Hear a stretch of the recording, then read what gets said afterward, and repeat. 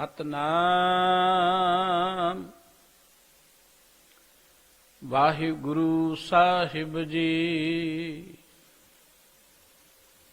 ਸ਼ਲੋਕ ਮਹਿਲਾ ਪਹਿਲਾ। ਤ੍ਰਿਗ ਤਿਨਾ ਕਾ ਜੀਵਿਆ, ਜੇ ਲਿਖ ਲਿਖ ਵੇਚਹਿ ਨਾਉ। ਖੇਤੀ ਜਿਨ ਕੀ ਉਜੜੈ, ਖਲਵਾੜੇ ਕਿਆ ਥਾਉ। ਤ੍ਰਿਗ ਤਿਨਾ ਕਾ ਜੀਵਿਆ, ਜੇ ਲਿਖ ਲਿਖ ਵੇਚਹਿ ਨਾਉ। ਖੇਤੀ ਜਿਨ ਕੀ ਉਜੜੈ, ਖਲਵਾੜੇ ਕਿਆ ਥਾਉ। ਸਚੈ ਸਰਮੈ ਬਾਹਰੇ, ਅੱਗੇ ਲਹੈ ਨਾ ਦਾਦ।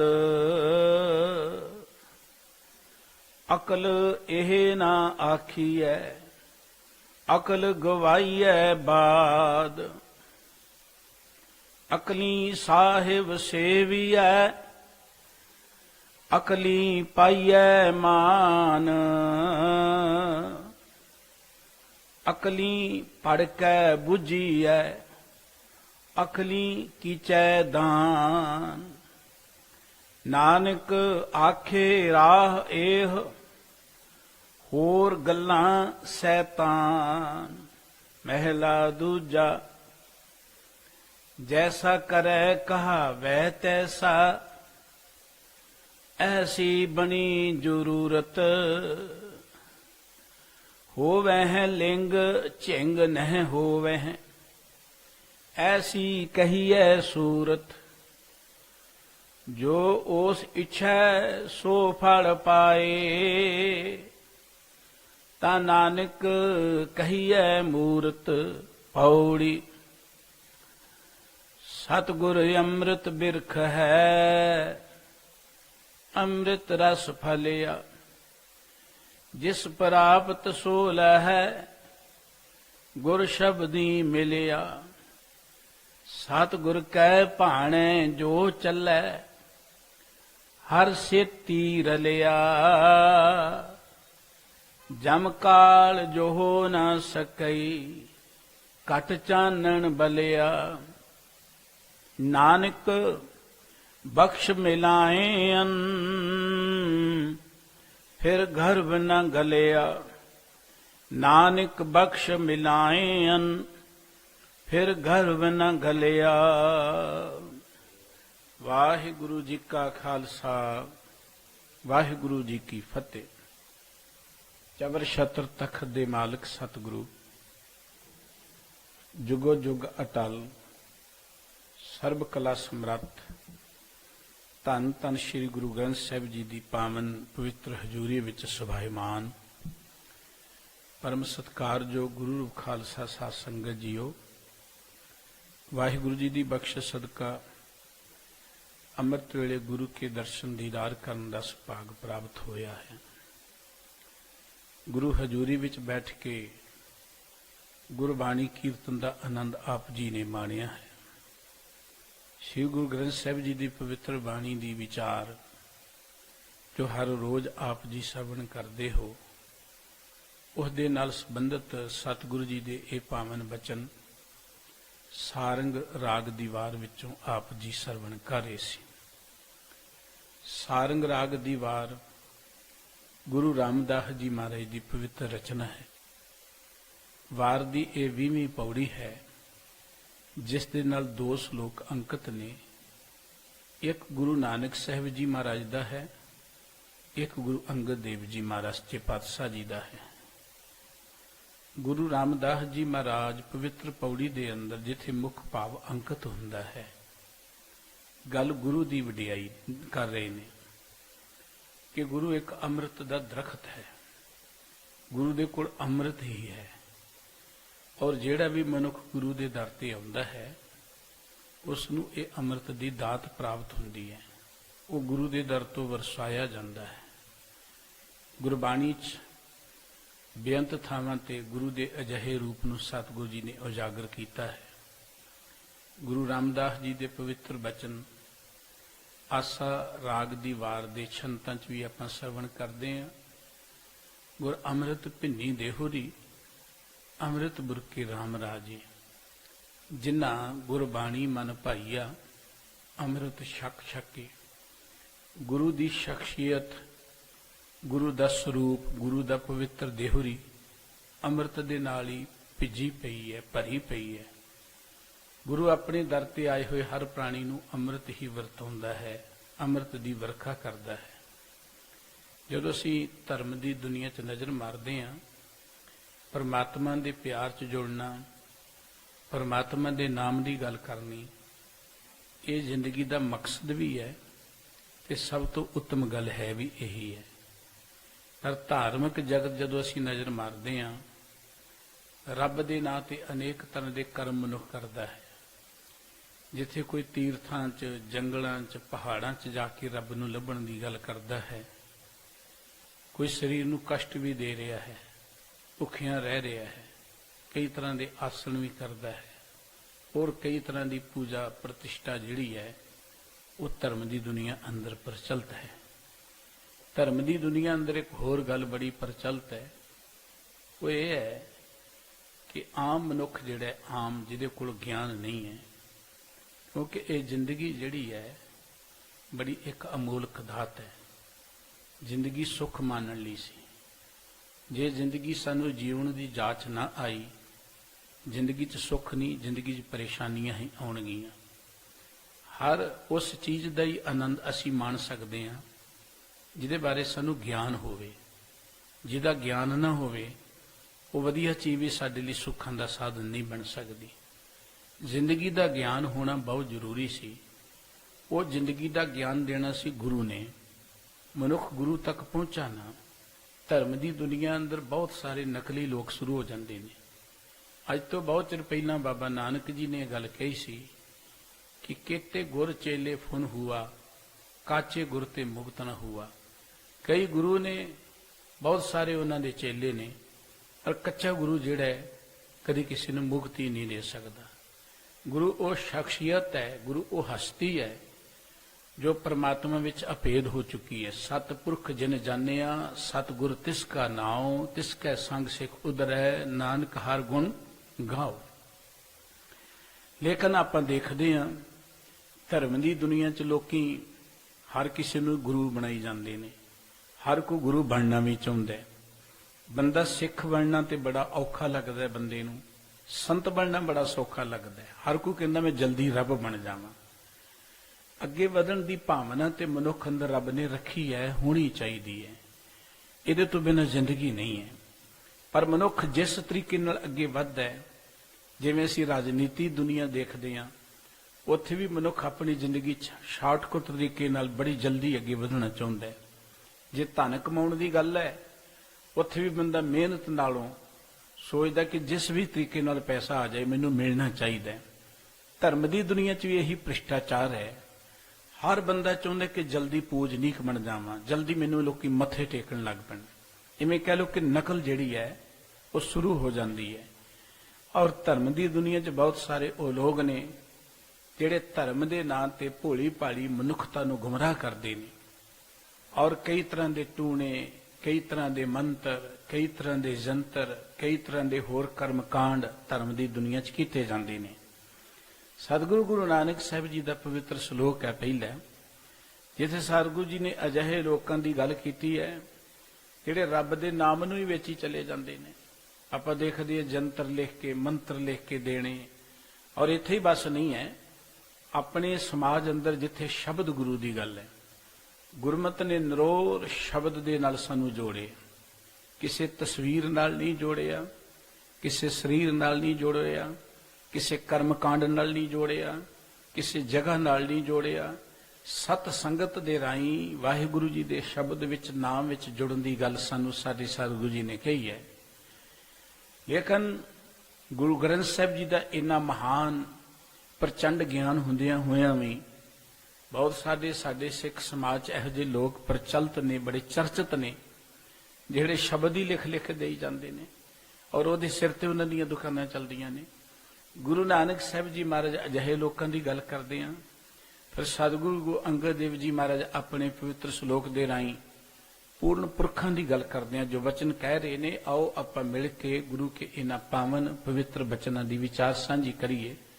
ਸਤਿਗੁਰੂ ਜੀ ਦੇ ਪਿਆਰ ਵਿੱਚ ਜੁੜਦੇ ਆ। ਮਨ ਬਿਰਤੀਆਂ ਨੂੰ ਠਿਕਾਉਣ ਦੇ ਲਈ ਇਕਾਗਰ ਚਿਤ ਹੋ ਸਾਰੇ ਮੁਖ ਤੋਂ ਉਚਾਰਨ ਕਰੀਏ ਜੀ। ਸਤਨਾਮ ਸ੍ਰੀ ਵਾਹਿਗੁਰੂ ਸਾਹਿਬ ਜੀ। ਸ਼ਲੋਕ ਮਹਿਲਾ ਪਹਿਲਾ। ਤ੍ਰਿਗ ਤਿਨਾ ਕਾ ਜੀਵਿਆ, ਜੇ ਲਿਖ ਲਿਖ ਵੇਚਹਿ ਨਾਉ।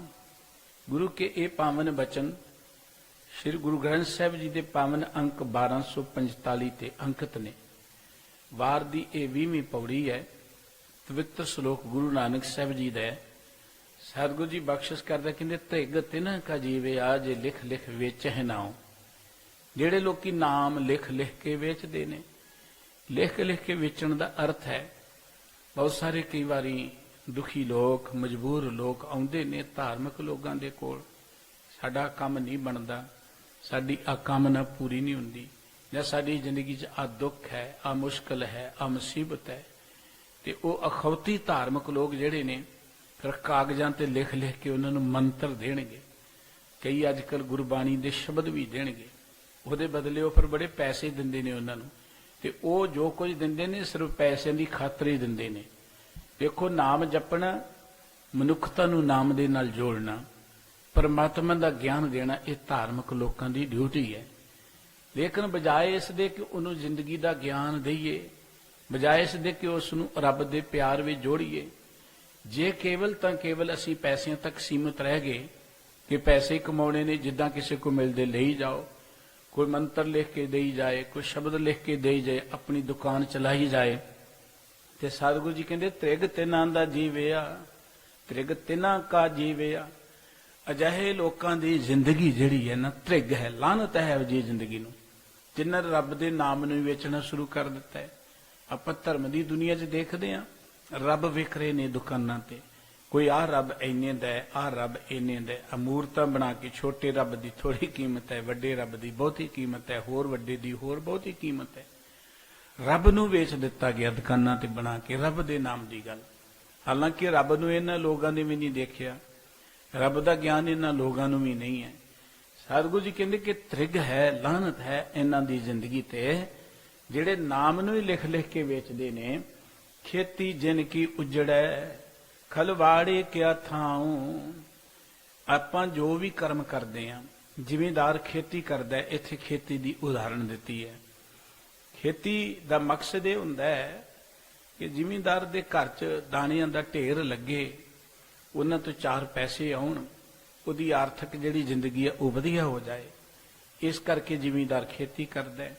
ਇਸੇ ਤਰੀਕੇ ਨਾਲ ਅਸੀਂ ਕੋਈ ਵੀ ਕੰਮ ਕਰਦੇ, ਉਹਨੂੰ ਖੇਤੀ ਦੇ ਨਾਲ ਤੁਲਨਾ ਦਿੱਤੀ। ਅਸੀਂ ਮਿਹਨਤ ਜੋ ਕਰਦੇ ਹਾਂ, ਕੋਈ ਵੀ ਵਪਾਰ ਕਰਦੇ ਹਾਂ, ਇੱਥੇ ਉਦਾਹਰਣ ਸਤਿਗੁਰੂ ਜੀ ਨੇ ਖੇਤੀ ਦੀ ਵਰਤ ਕੇ ਸਾਨੂੰ ਸਮਝਾਇਆ ਹੈ ਕਿ ਜਿਸ ਬੰਦੇ ਦਾ ਖੇਤ ਪਹਿਲਾਂ ਹੀ ਉਜੜ ਜਾਵੇ ਤੇ ਉਹਦੇ ਖਲਵਾੜੇ 'ਚ ਕਾਹਦਾ ਢੇਰ ਲੱਗਣਾ ਹੈ। ਖਲਵਾੜਾ ਉਸ ਥਾਂ ਨੂੰ ਕਿਹਾ ਜਾਂਦਾ ਹੈ ਜਦੋਂ ਜ਼ਿਮੀਂਦਾਰ ਫਸਲ ਵੱਢ ਲੈਂਦਾ, ਕਣਕ ਵੱਢ ਲੈਂਦਾ ਨਾ, ਕਣਕ ਦੀਆਂ ਭਰੀਆਂ ਬੰਨ੍ਹ ਕੇ ਫਿਰ ਇੱਕ ਥਾਂ ਤੇ ਇਕੱਠੀਆਂ ਲਗਾ ਦਿੱਤੀਆਂ ਜਾਂਦੀਆਂ ਨੇ। ਬਹੁਤ ਸਾਰੀਆਂ, ਸਾਰੀ ਪੈਲੀ ਦੀਆਂ, ਜਿਵੇਂ ਕਿਵੇਂ ਕਹਿ ਲਓ, ਖੇਤ ਦੀਆਂ ਭਰੀਆਂ ਜਿਹੜੀਆਂ ਨੇ ਇੱਕ ਥਾਂ ਤੇ ਜਿੱਥੇ ਅਸੀਂ ਇਕੱਠੀ ਕਰ ਦਿੰਦੇ ਸਾਰੀ ਕਣਕ, ਉਹਨੂੰ ਖਲਵਾੜਾ ਕਿਹਾ ਜਾਂਦਾ ਹੈ।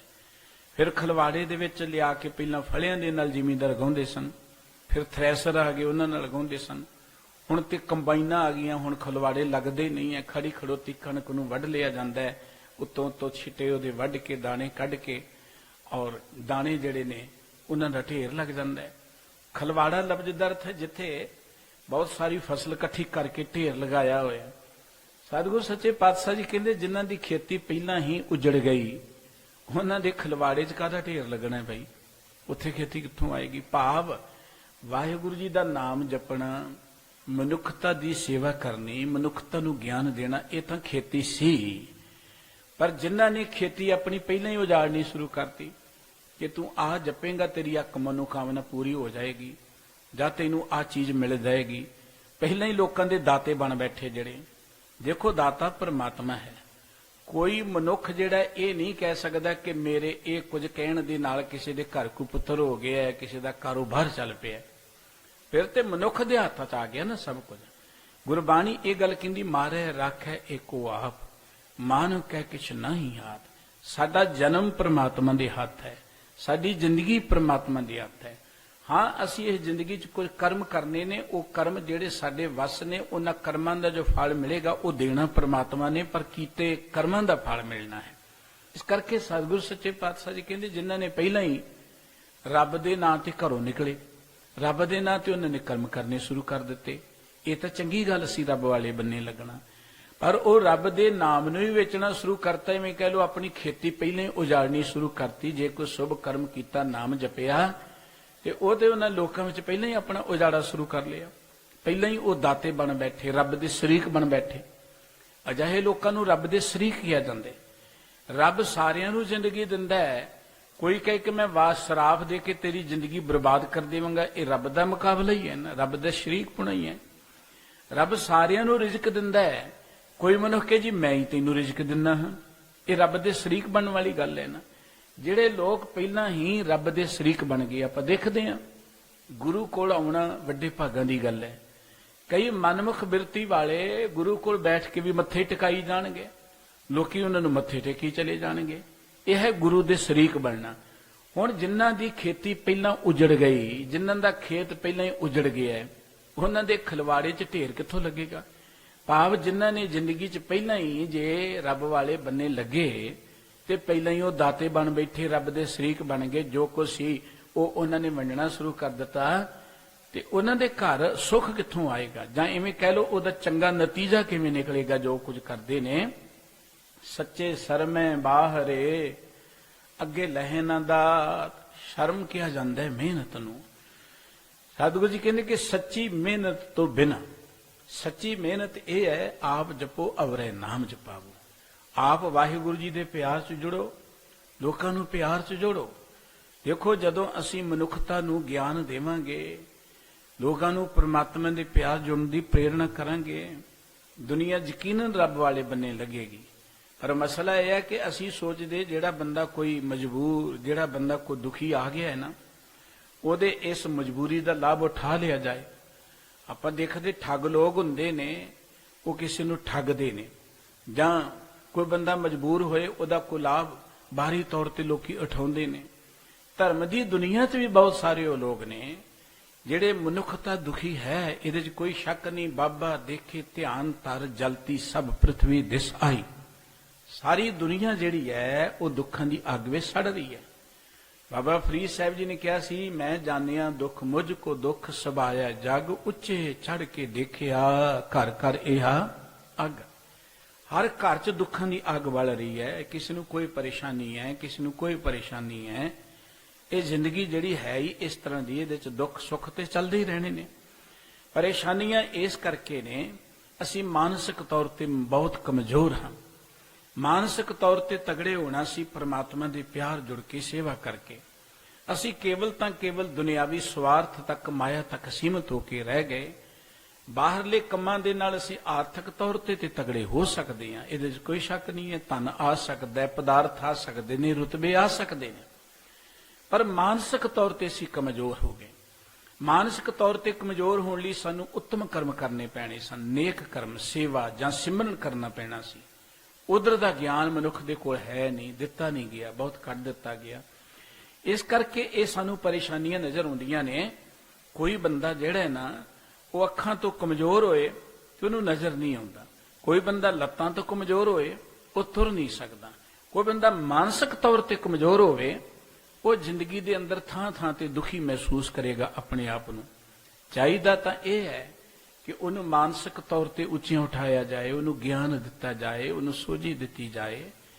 ਲੇਕਿਨ ਬਜਾਏ ਇਸ ਦੇ ਕਿ ਉਸ ਨੂੰ ਸੋਝੀ ਦਿੱਤੀ ਜਾਏ, ਉੱਥੇ ਤਰੀਕਾ ਇਹ ਵਰਤਿਆ ਕਿ ਲੋਕ ਹੁਣ ਸਾਡੇ ਗਾਹਕ ਬਣ ਗਏ ਨੇ, ਬਸ ਹੁਣ ਇਹਨਾਂ ਨੂੰ ਗੁੰਮਰਾਹ ਕਰੀ ਜਾਓ, ਇਹਨਾਂ ਦੀ ਦਸਾਂ ਨਾਮ ਦੀ ਕਿਰਤ ਨੂੰ ਲੁੱਟੀ ਜਾਓ। ਬੜੀਆਂ ਦੁਕਾਨਾਂ ਚੱਲ ਰਹੀਆਂ ਨੇ ਆਪਣੇ ਸਮਾਜ ਅੰਦਰ ਵੀ, ਆਸੇ ਪਾਸੇ ਜਿੱਧਰ ਤੁਸੀਂ ਦੇਖੋ, ਵੱਖਰੀਆਂ ਵੱਖਰੀਆਂ ਦੁਕਾਨਾਂ।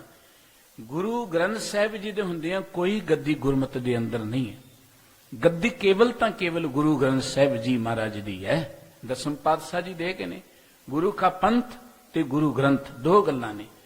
ਫਿਰ ਗੁਰਮਤ ਦੇ ਅੰਦਰ ਗੱਦੀਆਂ ਕਿੱਥੋਂ ਆ ਗਈਆਂ? ਫਲਾਣੇ ਦੀ ਗੱਦੀ ਹੈ ਜੀ, ਫਲਾਣੇ ਦੀ ਗੱਦੀ ਹੈ। ਇਹ ਉਹੀ ਗੱਦੀਆਂ ਤਾਂ ਨਹੀਂ ਕਿਤੇ ਜਿਹੜੀਆਂ ਬਾਬੇ ਬਕਾਲੇ ਚਲਾ ਕੇ ਬੈਠੇ ਸਨ। ਇਹ ਗੁਰੂ ਦੀ ਬਰਾਬਰਤਾ ਕਰਨ ਵਾਲੇ ਲੋਕ ਨੇ। ਇਸ ਕਰਕੇ ਗੱਦੀ ਸਿਰਫ ਤਾਂ ਸਿਰਫ ਗੁਰੂ ਗ੍ਰੰਥ ਸਾਹਿਬ ਜੀ ਦੀ ਹੈ। ਗੁਰੂ ਗ੍ਰੰਥ ਸਾਹਿਬ ਜੀ ਦੇ ਹੁੰਦਿਆਂ ਜੇਕਰ ਕੋਈ ਕਹੇ ਕਿ ਮੈਂ ਕਿਸੇ ਮਨੁੱਖ ਦੇ ਦੁੱਖ ਦੂਰ ਕਰ ਦੇਵਾਂਗਾ, ਮੈਂ ਕਿਸੇ ਨੂੰ ਦਾਤਾਂ ਦੇ ਦੇਵਾਂਗਾ, ਮੈਂ ਕਿਸੇ ਨੂੰ ਪੁੱਤਰ ਦੇ ਦੇਵਾਂਗਾ, ਇਹ ਤੇ ਰੱਬ ਬਣ ਬੈਠੇ ਨੇ ਇਹ ਲੋਕ। ਇਸ ਕਰਕੇ ਸਤਿਗੁਰ ਸੱਚੇ ਪਾਤਸ਼ਾਹ ਜੀ ਕਹਿੰਦੇ ਸੱਚੈ ਸਰਮੇ ਬਾਹਰੇ ਅੱਗੇ ਲੈ ਨਾ ਦਾਦ। ਸ਼ਰਮ ਕਿਹਾ ਜਾਂਦਾ ਹੈ ਮਿਹਨਤ ਨੂੰ। ਅਸੀਂ ਜੋ ਕੁਝ ਵੀ ਧਰਮ ਦੇ ਨਾਂ ਤੇ ਕਰਦੇ ਇਹ ਮਿਹਨਤ ਹੈ। ਪਰ ਜੇਕਰ ਕੋਈ ਜ਼ਿਮੀਂਦਾਰ ਫਸਲ ਬੀਜਦਾ ਹੈ, ਫਸਲ ਨੂੰ ਪਾਲਦਾ ਹੈ, ਫਸਲ ਦੀ ਰਖਵਾਲੀ ਕਰਦਾ ਹੈ, ਇਹ ਤੇ ਹੋ ਗਈ ਉਹਦੀ ਮਿਹਨਤ। ਜੇ ਉਹਨੇ ਮਿਹਨਤ ਨਹੀਂ ਕੀਤੀ, ਇੱਧਰ ਉੱਧਰ ਫਿਰਦਾ ਰਿਹਾ, ਉਹਦੀ ਖੇਤੀ ਉਜੜ ਗਈ ਹੈ, ਤੇ ਫਿਰ ਉਹਦੇ ਪੱਲੇ ਕੀ ਪਵੇਗਾ? ਇਸੇ ਤਰੀਕੇ ਦੇ ਨਾਲ ਅਸੀਂ ਨਾਮ ਜਪਣਾ, ਸੇਵਾ ਕਰਨੀ, ਸ਼ੁਭ ਕਰਮ ਕਰਨੇ, ਲੋਕਾਂ ਨੂੰ ਚੰਗੀ ਪ੍ਰੇਰਨਾ ਦੇਣੀ, ਇਹ ਤੇ ਮਿਹਨਤ ਹੈ। ਪਰ ਇਹਦੇ ਤੋਂ ਬਿਨਾਂ ਕੋਈ ਮਨੁੱਖ ਕਹੇ ਜੀ ਮੈਂ ਦੇਖੋ ਲੋਕਾਂ ਨੂੰ ਬੜੇ ਮੰਤਰ ਦੇ ਰਿਹਾ, ਬੜਾ ਧਾਰਮਿਕ ਹਾਂ, ਮੈਂ ਦੇਖੋ ਜੀ ਬੜੀਆਂ ਅਰਦਾਸਾਂ ਕਰਦਾ, ਮੇਰੀਆਂ ਅਰਦਾਸਾਂ ਕਰਨ ਦੇ ਨਾਲ ਲੋਕਾਂ ਦੇ ਕੰਮ ਚੱਲ ਰਹੇ ਨੇ, ਮੈਂ ਬੜਾ ਧਾਰਮਿਕ ਹਾਂ, ਇਹ ਸਤਿਗੁਰੂ ਜੀ ਕਹਿੰਦੇ ਸੱਚੀ ਮਿਹਨਤ ਨਹੀਂ ਹੈ। ਸੱਚਾ ਹੈ ਸਰਮੇ ਬਾਹਰਾ। ਸੱਚੀ ਮਿਹਨਤ ਤੋਂ ਬਿਨਾਂ, ਨੇਕ ਨੀਅਤ ਤੋਂ ਬਿਨਾਂ, ਨੇਕ ਕੰਮ ਤੋਂ ਬਿਨਾਂ ਅੱਗੇ ਲਹਿ ਨਾ ਦਾਤ। ਦਾਤ ਦਾ ਅਰਥ ਹੁੰਦਾ ਵਡਿਆਈ। ਪਰਮਾਤਮਾ ਦੇ ਦਰ ਤੇ ਕੋਈ ਵਡਿਆਈ ਨਹੀਂ ਮਿਲਣੀ ਇਹੋ ਜਿਹੇ ਲੋਕਾਂ ਨੂੰ। ਇੱਥੇ ਲੋਕਾਂ ਕੋ ਮੱਥੇ ਮੁੱਥੇ ਟਿਕਾ ਲੈਣਗੇ। ਮੱਥੇ ਟਿਕਾਉਣ ਵਾਲਿਆਂ ਦੇ ਇੱਥੇ ਹਾਲ ਦੇਖੋ ਨਾ ਤੁਸੀਂ। 5 ਜਾਣੇ ਫੜ ਕੇ ਠਾਉਂਦੇ ਨੇ ਕਈਆਂ ਨੂੰ। ਕਿਹੜੇ ਕਿਹੜੇ ਤਗੜੇ ਉਹ ਫੁੱਲੇ ਬੈਠੇ ਨੇ। ਜਿਹੜੇ ਆਪਣੇ ਸਰੀਰ ਦਾ ਖਿਆਲ ਹੀ ਨਹੀਂ ਰੱਖ ਸਕਦੇ, ਉਹ ਦੂਜਿਆਂ ਨੂੰ ਕੀ ਦੇਣਗੇ ਆਪਣੇ ਕੋਲੋਂ? ਜਿਨ੍ਹਾਂ ਨੇ ਆਪਣੇ ਸਰੀਰ ਨੂੰ ਹੀ ਨਹੀਂ ਸੰਭਾਲਿਆ, ਉਹ ਦੂਜਿਆਂ ਨੂੰ ਕੀ ਸੰਭਾਲਣਗੇ? ਇਸ ਕਰਕੇ ਸਤਿਗੁਰੂ ਸੱਚੇ ਪਾਤਸ਼ਾਹ ਜੀ ਕਹਿੰਦੇ ਨੇ ਸੱਚੀ ਮਿਹਨਤ ਤੋਂ ਬਿਨਾਂ, ਨੇਕ ਕਮਾਈ ਤੋਂ ਬਿਨਾਂ ਅੱਗੇ ਲਹਿ ਨਾ ਦਾਦ। ਅੱਗੇ ਕੋਈ ਵਡਿਆਈ ਨਹੀਂ ਮਿਲਣੀ। ਭਾਵ ਰੱਬ ਦੀਆਂ ਨਜ਼ਰਾਂ ਚੋਂ ਕੋਈ ਪ੍ਰਵਾਨ ਨਹੀਂ ਹੋਣੇ। ਅਕਲ ਇਹ ਨਾ ਆਖੀਐ ਅਕਲ ਗਵਾਈਏ ਬਾਤ। ਇਹ ਕੋਈ ਅਕਲ ਵਾਲੀ ਗੱਲ ਨਹੀਂ ਹੈ, ਜਾਂ ਇਹਨੂੰ ਆਪਾਂ ਸਿਆਣਪ ਨਹੀਂ ਕਹਿ ਸਕਦੇ। ਕਿ ਕੋਈ ਬੰਦਾ ਕਹੇ ਜੀ ਮੈਂ ਸਿਆਣਾ ਹਾਂ ਤੇ ਫਿਰ ਆਪਣਾ ਘਰ ਲੁਟਾਈ ਜਾਏ। ਕੋਈ ਬੰਦਾ ਕਹੇ ਮੈਂ ਸਿਆਣਾ ਹਾਂ ਫਿਰ ਆਪਣੇ ਖਲਵਾੜੇ ਨੂੰ ਉਜਾੜੀ ਚਲਿਆ ਜਾਏ, ਖੇਤ ਨੂੰ ਉਜਾੜੀ ਚਲਿਆ ਜਾਏ। ਇਹ ਸਰੀਰ ਇੱਕ ਖੇਤ ਹੈ। ਇਸ ਸਰੀਰ ਵਿੱਚ ਜੋ ਬੀਜਾਂਗੇ ਉਹੀ ਕੁਝ ਉਗਣਾ ਹੈ। ਇਸ ਕਰਕੇ ਅਕਲ ਇਹ ਨਹੀਂ ਹੈ ਕਿ ਆਪਣੇ ਸਰੀਰ ਨੂੰ ਇੱਥੇ ਹੀ ਉਜਾੜ ਲਓ ਤੁਸੀਂ। ਦੇਖੋ ਨਾ ਧਰਮ ਦੇ ਨਾਂ ਤੇ ਕਈ ਲੋਕ ਪਤਾ ਕੀ ਕਹਿਣਗੇ ਜੀ, ਬਾਬਾ ਜੀ ਨੂੰ ਤੇ ਤਾਂ ਰੋਗ ਲੱਗ ਗਏ ਤੇ ਲੋਕਾਂ ਦੇ ਰੋਗ ਕੱਟਦੇ ਕੱਟਦੇ ਆਪ ਹੀ ਰੋਗੀ ਹੋ ਗਿਆ। ਕੋ ਸਤਨਾਮ ਸ੍ਰੀ ਵਾਹਿਗੁਰੂ। ਇਹ ਜੀ ਲੋਕਾਂ ਦੇ ਦੁੱਖ ਦੂਰ ਕਰਦੇ ਨਾ, ਇਸ ਕਰਕੇ ਰੋਗੀ ਹੋ ਗਏ। ਕਮਾਲ ਦੀ ਗੱਲ ਹੈ। ਲੋਕਾਂ ਦੇ ਦੁੱਖ, ਡਾਕਟਰ ਕਦੀ ਰੋਗੀ ਹੁੰਦਾ? ਲੋਕਾਂ ਦੇ ਦੁੱਖ ਦੂਰ ਕਰਦੇ। ਡਾਕਟਰ ਲੋਕਾਂ ਨੂੰ ਦਵਾਈਆਂ ਦੇ ਕੇ ਤੰਦਰੁਸਤ ਕਰਦਾ ਹੈ। ਉਹ ਕਹਿੰਦਾ ਕਦੀ ਕਿ ਤੁਹਾਨੂੰ ਤੰਦਰੁਸਤ ਕਰਦਾ, ਮੈਂ ਰੋਗੀ ਹੋ ਗਿਆ। ਡਾਕਟਰ ਤੇ ਉਹ ਜਿਹੜਾ ਆਪਣਾ ਵੀ ਧਿਆਨ ਰੱਖੇ। ਇਸ ਕਰਕੇ ਇਹ ਗੱਲਾਂ ਬਹਾਨੇ ਬਣਾਉਣੇ ਜੀ। ਦੇਖੋ ਜੀ ਲੋਕਾਂ ਦੇ ਦੁੱਖ ਆਪਣੇ ਸਿਰ ਤੇ ਲੈ ਲਏ ਇਹਨਾਂ ਨੇ। ਇਹ ਸਿਰਫ ਤਾਂ ਸਿਰਫ ਬਹਾਨੇ ਨੇ। ਸਤਿਗੁਰੂ ਸੱਚੇ ਪਾਤਸ਼ਾਹ ਜੀ ਕਹਿੰਦੇ ਕਿ ਇਹਨੂੰ ਕੋਈ ਅਕਲ ਨਹੀਂ ਕਿਹਾ ਜਾਂਦਾ, ਸਿਆਣਪ ਨਹੀਂ ਕਿਹਾ ਜਾਂਦਾ। ਕਿ ਅਕਲ ਗਵਾਈਏ ਬਾਅਦ, ਕਿ ਅਸੀਂ ਆਪਣੀ ਅਕਲ ਨੂੰ ਐਵੇਂ ਵਿਅਰਥੀ ਗਵਾਈ ਚਲੇ ਜਾਈਏ। ਜੇ ਸਾਨੂੰ ਰੱਬ ਨੇ ਕੋਈ ਗਿਆਨ ਦਿੱਤਾ ਹੈ ਗੁਰਬਾਣੀ ਦਾ, ਜਾਂ ਰੱਬ ਨੇ ਸਾਨੂੰ ਗਿਆਨ ਦਿੱਤਾ ਹੈ ਕੋਈ ਧਰਮ ਦਾ, ਜੇ ਕੋਈ ਸੋਝੀ ਦਿੱਤੀ ਹੈ ਤੇ ਉਹਦੇ ਰਾਹੀਂ ਮਨੁੱਖਤਾ ਨੂੰ ਸਵਾਰਨਾ ਚਾਹੀਦਾ ਹੈ। ਉਹਦੇ ਰਾਹੀਂ ਆਪਣੀ ਜ਼ਿੰਦਗੀ ਨੂੰ ਵੀ ਸਵਾਰਨਾ ਚਾਹੀਦਾ ਹੈ। ਦੇਖੋ ਗੁਰੂ ਨਾਨਕ ਸਾਹਿਬ ਜੀ ਮਹਾਰਾਜ ਨੇ ਕਰੋੜਾਂ ਲੋਕਾਂ ਨੂੰ ਜੀਦਾਨ ਦਿੱਤਾ ਹੈ। ਗੁਰੂ ਨਾਨਕ ਸਾਹਿਬ ਜੀ ਮਹਾਰਾਜ ਦੇਸਾਂ ਦੇਸਾਂਤਰਾਂ 'ਚ ਕਿੱਡਾ ਵੱਡਾ ਸਤਿਗੁਰੂ ਜੀ ਨੇ ਸਫ਼ਰ ਕੀਤਾ, ਰਟਨ ਕੀਤਾ ਸਤਿਗੁਰੂ ਸੱਚੇ ਪਾਤਸ਼ਾਹ ਜੀ ਨੇ। ਲੇਕਿਨ ਗੁਰੂ ਨਾਨਕ ਸਾਹਿਬ ਜੀ ਸਰੀਰਕ ਤੌਰ ਤੇ ਬਹੁਤ ਤੰਦਰੁਸਤ ਸਨ, ਤਗੜੇ ਸਨ, ਸੂਰਬੀਰ ਯੋਧੇ ਸਨ ਗੁਰੂ ਨਾਨਕ ਸਾਹਿਬ ਜੀ ਮਹਾਰਾਜ। ਆਖਰੀ ਸਮੇਂ ਤੱਕ ਸਤਿਗੁਰੂ ਸੱਚੇ ਪਾਤਸ਼ਾਹ ਜੀ ਤੰਦਰੁਸਤ ਰਹੇ।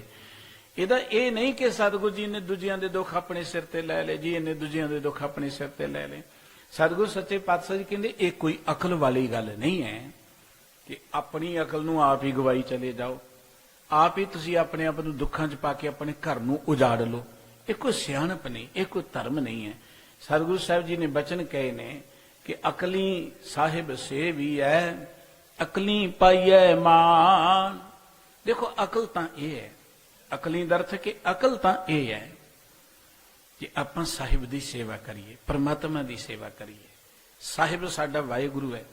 ਸਾਹਿਬ ਮੇਰਾ ਏਕੋ ਹੈ, ਏਕੋ ਹੈ ਭਾਈ, ਏਕੋ ਹੈ। ਸਮੁੱਚੀ ਮਾਨਵਤਾ ਦਾ ਸਾਹਿਬ ਕੇਵਲ ਪਰਮਾਤਮਾ ਹੈ। ਉਹਨੂੰ ਤੁਸੀਂ ਰੱਬ ਕਹਿ ਲਓ, ਉਹਨੂੰ ਈਸ਼ਵਰ ਕਹਿ ਲਓ, ਉਹਨੂੰ ਗਾਡ ਕਹਿ ਲਓ, ਉਹਨੂੰ ਰਾਮ ਕਹਿ ਲਓ, ਉਹਨੂੰ ਅੱਲਾ ਕਹਿ ਲਓ, ਜੋ ਵੀ ਤੁਹਾਡੀ ਬੋਲੀ ਉਹਦੇ ਚ ਉਹਨੂੰ ਯਾਦ ਕਰ ਲਓ, ਪਰ ਹੈਗਾ ਉਹ ਇੱਕ ਹੈ। ਜਿਵੇਂ ਸੂਰਜ ਇੱਕ ਹੋ, ਰੁੱਤ ਅਨੇਕ। ਸੂਰਜ ਇੱਕ ਹੈ, ਸੂਰਜ ਤੋਂ ਕਈ ਰੁੱਤਾਂ ਬਣੀਆਂ ਨੇ। ਪਰਮਾਤਮਾ ਇੱਕ ਹੈ, ਪਰਮਾਤਮਾ ਤੋਂ ਅੱਗੇ ਇਹ ਮਨੁੱਖਤਾ ਬਣੀ। ਮਨੁੱਖਤਾ 'ਚ ਕਈ ਮਤ ਮਤਾਂਤਰ ਨੇ, ਵੱਖਰੇ ਵੱਖਰੇ ਢੰਗ ਤਰੀਕੇ ਨੇ, ਪਰ ਪਰਮਾਤਮਾ ਸਮੁੱਚੀ ਮਾਨਵਤਾ ਦਾ ਇੱਕ ਹੈ। ਅਸੀਂ ਰੋਜ਼ ਬਚਨ ਪੜ੍ਹਦੇ ਹਾਂ, ਜਗਤ ਭਿਖਾਰੀ ਫਿਰਤ ਹੈ, ਸਭ ਕੋ ਦਾਤਾ ਰਾਮ। ਗੁਰਾ ਇੱਕ ਦੇਹ 부ਝਾਈ, ਸਭਨਾ ਜੀਆਂ ਕਾ ਇੱਕ ਦਾਤਾ, ਸੋ ਮੈਂ ਵਿਸਰ ਨ ਜਾਈ। ਸਮੁੱਚੀ ਮਾਨਵਤਾ ਦਾ ਦਾਤਾ, ਸਮੁੱਚੀ ਮਾਨਵਤਾ ਦਾ ਮਾਲਕ ਨਿਰੋਲ ਪਰਮਾਤਮਾ ਹੈ, ਪਰਮ ਪਿਤਾ ਵਾਹਿਗੁਰੂ ਜੀ ਹੈ। ਸਤਿਗੁਰੂ ਜੀ ਕਹਿੰਦੇ ਅਕਲ ਤਾਂ ਇਹ ਹੈ, ਜਾਂ ਅਕਲ ਵਾਲੀ ਗੱਲ ਤਾਂ ਇਹ ਹੈ ਕਿ ਨਿਰੋਲ ਪਰਮਾਤਮਾ ਦੀ ਸੇਵਾ ਕਰੀਏ, ਪਰਮਾਤਮਾ ਦੇ ਪਿਆਰ ਜੁੜੀਏ। ਗੁਰਬਾਣੀ ਕਹਿੰਦੀ ਜਿਤ ਸੇਵਿਐ ਸੁਖ ਪਾਈਐ, ਸੋ ਸਾਹਿਬ ਸਦਾ ਸੰਭਾਲੀਐ। ਜਿਸ ਦੀ ਸੇਵਾ ਕੀਤਿਆਂ ਸੁਖ ਮਿਲਦਾ ਹੈ, ਉਸ ਪਰਮਾਤਮਾ ਨੂੰ ਸਦਾ ਚੇਤੇ ਰੱਖਣਾ ਚਾਹੀਦਾ ਹੈ। ਗੁਰੂ ਸਾਹਿਬ ਜੀ ਕਹਿੰਦੇ ਕਿ ਅਕਲ ਇਹ ਹੈ ਕਿ ਸਾਹਿਬ ਸੇਵੀਐ, ਸਾਹਿਬ ਦੀ ਸੇਵਾ ਕਰੀਏ। ਸਾਹਿਬ ਦੀ ਸੇਵਾ ਕੀ ਹੈ? ਹਰ ਕੀ ਟਹਿਲ ਕਮਾਵਣੀ, ਜਪੀਏ ਪ੍ਰਭ ਕਾ ਨਾਮ। ਪਰਮਾਤਮਾ ਦੀ ਟਹਿਲ ਇਹ ਹੈ ਕਿ ਪਰਮਾਤਮਾ ਦਾ ਨਾਮ ਜਪੀਏ। ਪਰਮਾਤਮਾ ਦੇ ਨਾਮ ਜਪਣ ਦਾ ਅਰਥ ਕੀ ਹੈ? ਨਾਮ ਜਪਣ ਦਾ ਅਰਥ ਕੱਲਾ ਰੱਬ ਰੱਬ ਜਾਂ ਵਾਹਿਗੁਰੂ ਵਾਹਿਗੁਰੂ ਜਾਂ ਨਾਮ ਕਹਿਣਾ ਨਹੀਂ ਹੈ। ਇਹ ਤੇ ਇੱਕ ਪਹਿਲਾ ਪੜਾਅ ਹੈ, ਜ਼ਰੂਰੀ ਹੈ। ਲੇਕਿਨ ਨਾਮ ਜਪਣ ਦਾ ਅਰਥ ਹੈ ਕਿ ਉਸ ਵਾਹਿਗੁਰੂ ਜੀ ਨੂੰ ਸਦਾ ਆਪਣੀ ਯਾਦ ਵਿੱਚ ਰੱਖਣਾ, ਕੰਮਕਾਰ ਕਰਦਿਆਂ ਨੂੰ ਚੇਤੇ ਰੱਖਣਾ, ਕੰਮਕਾਰ ਕਰਦਿਆਂ ਵੀ ਖਿਆਲ ਰੱਖਣਾ ਕਿ ਇਹ ਸਾਰੀ ਮਾਨਵਤਾ ਰੱਬ ਦੀ ਬਣਾਈ ਹੋਈ ਹੈ, ਸਾਰਿਆਂ 'ਚ ਰੱਬ ਬੈਠਾ ਹੋਇਆ, ਕਿਸੇ ਦਾ ਦਿਲ ਨਾ ਦੁਖੇ ਮੇਰੇ ਪਾਸੋਂ, ਕਿਸੇ ਦਾ ਹੱਕ ਨਾ ਮਾਰਿਆ ਜਾਏ ਮੇਰੇ ਕੋਲੋਂ, ਕਿਸੇ ਦੇ ਨਾਲ ਨਜਾਇਜ਼ ਨਾ ਹੋ ਜਾਏ ਮੇਰੇ ਕੋਲੋਂ। ਇਹ ਹੈ ਉਹਦਾ ਨਾਮ ਜਪਣਾ, ਉਹਨੂੰ ਚੇਤੇ ਰੱਖਣਾ ਕਿ ਪ੍ਰਮਾਤਮਾ ਦੇਖਦਾ ਹੈ, ਪ੍ਰਮਾਤਮਾ ਸਾਰਿਆਂ 'ਚ ਹੈ, ਪ੍ਰਮਾਤਮਾ ਮੇਰਾ ਰਖਵਾਲਾ ਹੈ। ਸਤਿਗੁਰੂ ਜੀ ਕਹਿੰਦੇ ਅਕਲ ਤਾਂ ਇਹ ਹੈ ਕਿ ਉਸ ਸਾਹਿਬ ਦੀ ਸੇਵਾ ਕੀਤੀ ਜਾਏ। ਅਕਲੀ ਪਾਈਐ ਮਾਣ, ਤੇ ਅਕਲ ਇਹ ਹੈ ਕਿ ਸਾਹਿਬ ਦੀ ਸੇਵਾ ਕਰਕੇ ਅਸੀਂ ਮਾਣ ਪ੍ਰਾਪਤ ਕਰੀਏ, ਵਡਿਆਈ ਪ੍ਰਾਪਤ ਕਰੀਏ। ਕੇਵਲ ਲੋਕੀ ਮੈਨੂੰ ਵਧੀਆ ਕਹਿ ਦੇਣ ਉਹ ਵਡਿਆਈ ਨਹੀਂ ਹੈ। ਗੁਰੂ ਕੇ ਬਚਨ ਰੋਜ਼ ਪੜ੍ਹਦੇ ਹਾਂ ਕਿ ਜੇ ਜੋਗ ਚਾਰੇ ਆਰਜਾ ਹੋਰ ਦਸੂਣੀ ਹੋਏ, ਨਵਾਂ ਖੰਡਾਂ ਵਿੱਚ ਜਾਣੀਐ ਨਾਲ ਚੱਲੇ ਸਭ ਕੋਏ। ਚੰਗਾ ਨਾਉ ਰਖਾਇ ਕੈ ਜਸ ਕੀਰਤ ਜਗ ਲੇ, ਜੇ ਤਿਸ ਨਦਰ ਨਾ ਆਵੇ ਤਾਂ ਬਾਤ ਨਾ ਪੁੱਛੇ ਕੇ। ਕੋਈ ਬੰਦਾ ਬਾਹਰੋਂ ਆਪਣੀ ਇੰਨੀ ਪ੍ਰਭਤਾ ਬਣਾ ਲੇ, ਆਪਾਂ ਕਹਿੰਦੇ ਕਿ ਲੰਮਾ ਜੀਵੇ। ਸਤਿਗੁਰੂ ਜੀ ਕਹਿੰਦੇ 4 ਯੁੱਗ ਜੀਵ ਲੇ, 4 ਯੁੱਗਾਂ ਤੋਂ ਵੱਧ ਕੇ 10 ਗੁਣਾ ਹੋਰ ਵਾਜੇ, 40 ਯੁੱਗ ਕੋ ਜਿਉਂਦਾ ਰਹੇ, ਇੰਨੀ ਵੱਡੀ ਉਹਦੀ ਉਮਰ ਹੋ ਜਾਏ। ਔਰ ਜਿੱਧਰ ਜਾਏ ਸਾਰੀ ਦੁਨੀਆ ਉਹਦੇ ਨਾਲ ਤੁਰੇ, ਉਹਦਾ ਚੰਗਾ ਨਾਮ ਬਣ ਜਾਏ, ਉਹਦੀ ਕੀਰਤੀ ਹੋਏ, ਉਹਦੀ ਵਡਿਆਈ ਹੋਏ। ਪਰ ਸਤਿਗੁਰੂ ਜੀ ਕਹਿੰਦੇ ਸਭ ਕੁਝ ਹੋ ਜਾਏ, ਪਰ ਜੇ ਰੱਬ ਦੀਆਂ ਨਜ਼ਰਾਂ 'ਚ ਵਡਿਆਈ ਨਾ ਬਣੀ ਤਾਂ ਬਾਤ ਨਾ ਪੁੱਛੇ ਕਿ ਕਿਸੇ ਨੇ ਬਾਤ ਨਹੀਂ ਪੁੱਛੀ। ਗੁਰੂ ਬਾਬਾ ਜੀ ਕਹਿੰਦੇ ਅਕਲ ਤਾਂ ਇਹ ਹੈ ਕਿ ਉਸ ਸਾਹਿਬ ਦੀ ਸੇਵਾ ਕਰੀਏ। ਅਕਲ ਇਹ ਹੈ ਕਿ ਉਸ ਸਾਹਿਬ ਦੀ ਸੇਵਾ ਕਰਦਿਆਂ ਅਸੀਂ ਮਾਣ ਪ੍ਰਾਪਤ ਕਰੀਏ। ਜਿਉਂ-ਜਿਉਂ ਪ੍ਰਮਾਤਮਾ ਦੇ ਪਿਆਰ ਜੁੜਾਂਗੇ, ਰੱਬੀ ਗੁਣ ਆਉਣਗੇ। ਗੁਰਬਾਣੀ ਇਹ ਗੱਲ ਕਰਦੀ ਸੱਚੇ ਮਾਰਗ ਚੱਲਦਿਆਂ ਉਸਤਤ ਕਰੈ ਜਹਾਨ। ਜੋ ਹਰ ਕਾ ਪਿਆਰਾ ਸੋ ਸਭਨਾ ਕਾ ਪਿਆਰਾ। ਜੋ ਰੱਬ ਦਾ ਪਿਆਰਾ ਬਣ ਜਾਂਦਾ ਹੈ ਉਹ ਸਾਰੀ ਦੁਨੀਆ ਦਾ ਪਿਆਰਾ ਬਣ ਜਾਂਦਾ ਹੈ। ਸਾਰੀ ਦੁਨੀਆ ਉਹਨਾਂ ਨੂੰ ਮਾਣ ਦਿੰਦੀ ਹੈ, ਕਿਉਂਕਿ ਧਰਮ ਦੀ ਦੁਨੀਆ 'ਚ ਆਪਣੀ ਪ੍ਰਭਤਾ ਬਣਾਉਣ ਦੇ ਲਈ ਬੜਾ ਪਖੰਡ ਕਰਦੇ ਨੇ ਕਈ ਲੋਕ। ਧਾਰਮਿਕ ਭੇਖ ਪਾ ਲੈਣਾ, ਧਰਮ ਸਥਾਨਾਂ ਤੇ ਇਹੋ ਜਿਹੇ ਕਰਮ ਕਰਨੇ ਕਿ ਦੁਨੀਆ ਕਹੇ ਜੀ ਤੇ ਬਹੁਤ ਹੀ ਵਧੀਆ। ਇਹ ਮਾਣ ਇਸ ਤਰੀਕੇ ਨਾਲ ਪ੍ਰਾਪਤ ਕਰਨਾ ਚਾਹੁੰਦੇ ਨੇ, ਪਖੰਡ ਕਰਕੇ, ਅਡੰਬਰ ਕਰਕੇ, ਝੂਠ ਬੋਲ ਕੇ। ਸਤਿਗੁਰੂ ਜੀ ਕਹਿੰਦੇ ਅਕਲ ਇਹ ਹੈ ਕਿ ਸਾਹਿਬ ਦੀ ਸੇਵਾ ਕਰੀਏ, ਸਾਹਿਬ ਦੇ ਪਿਆਰ ਵਿੱਚ ਜੁੜ ਕੇ ਸਾਨੂੰ ਮਾਣ ਮਿਲੇ, ਵਡਿਆਈ ਮਿਲੇ। ਅਕਲ ਇਹ ਹੈ।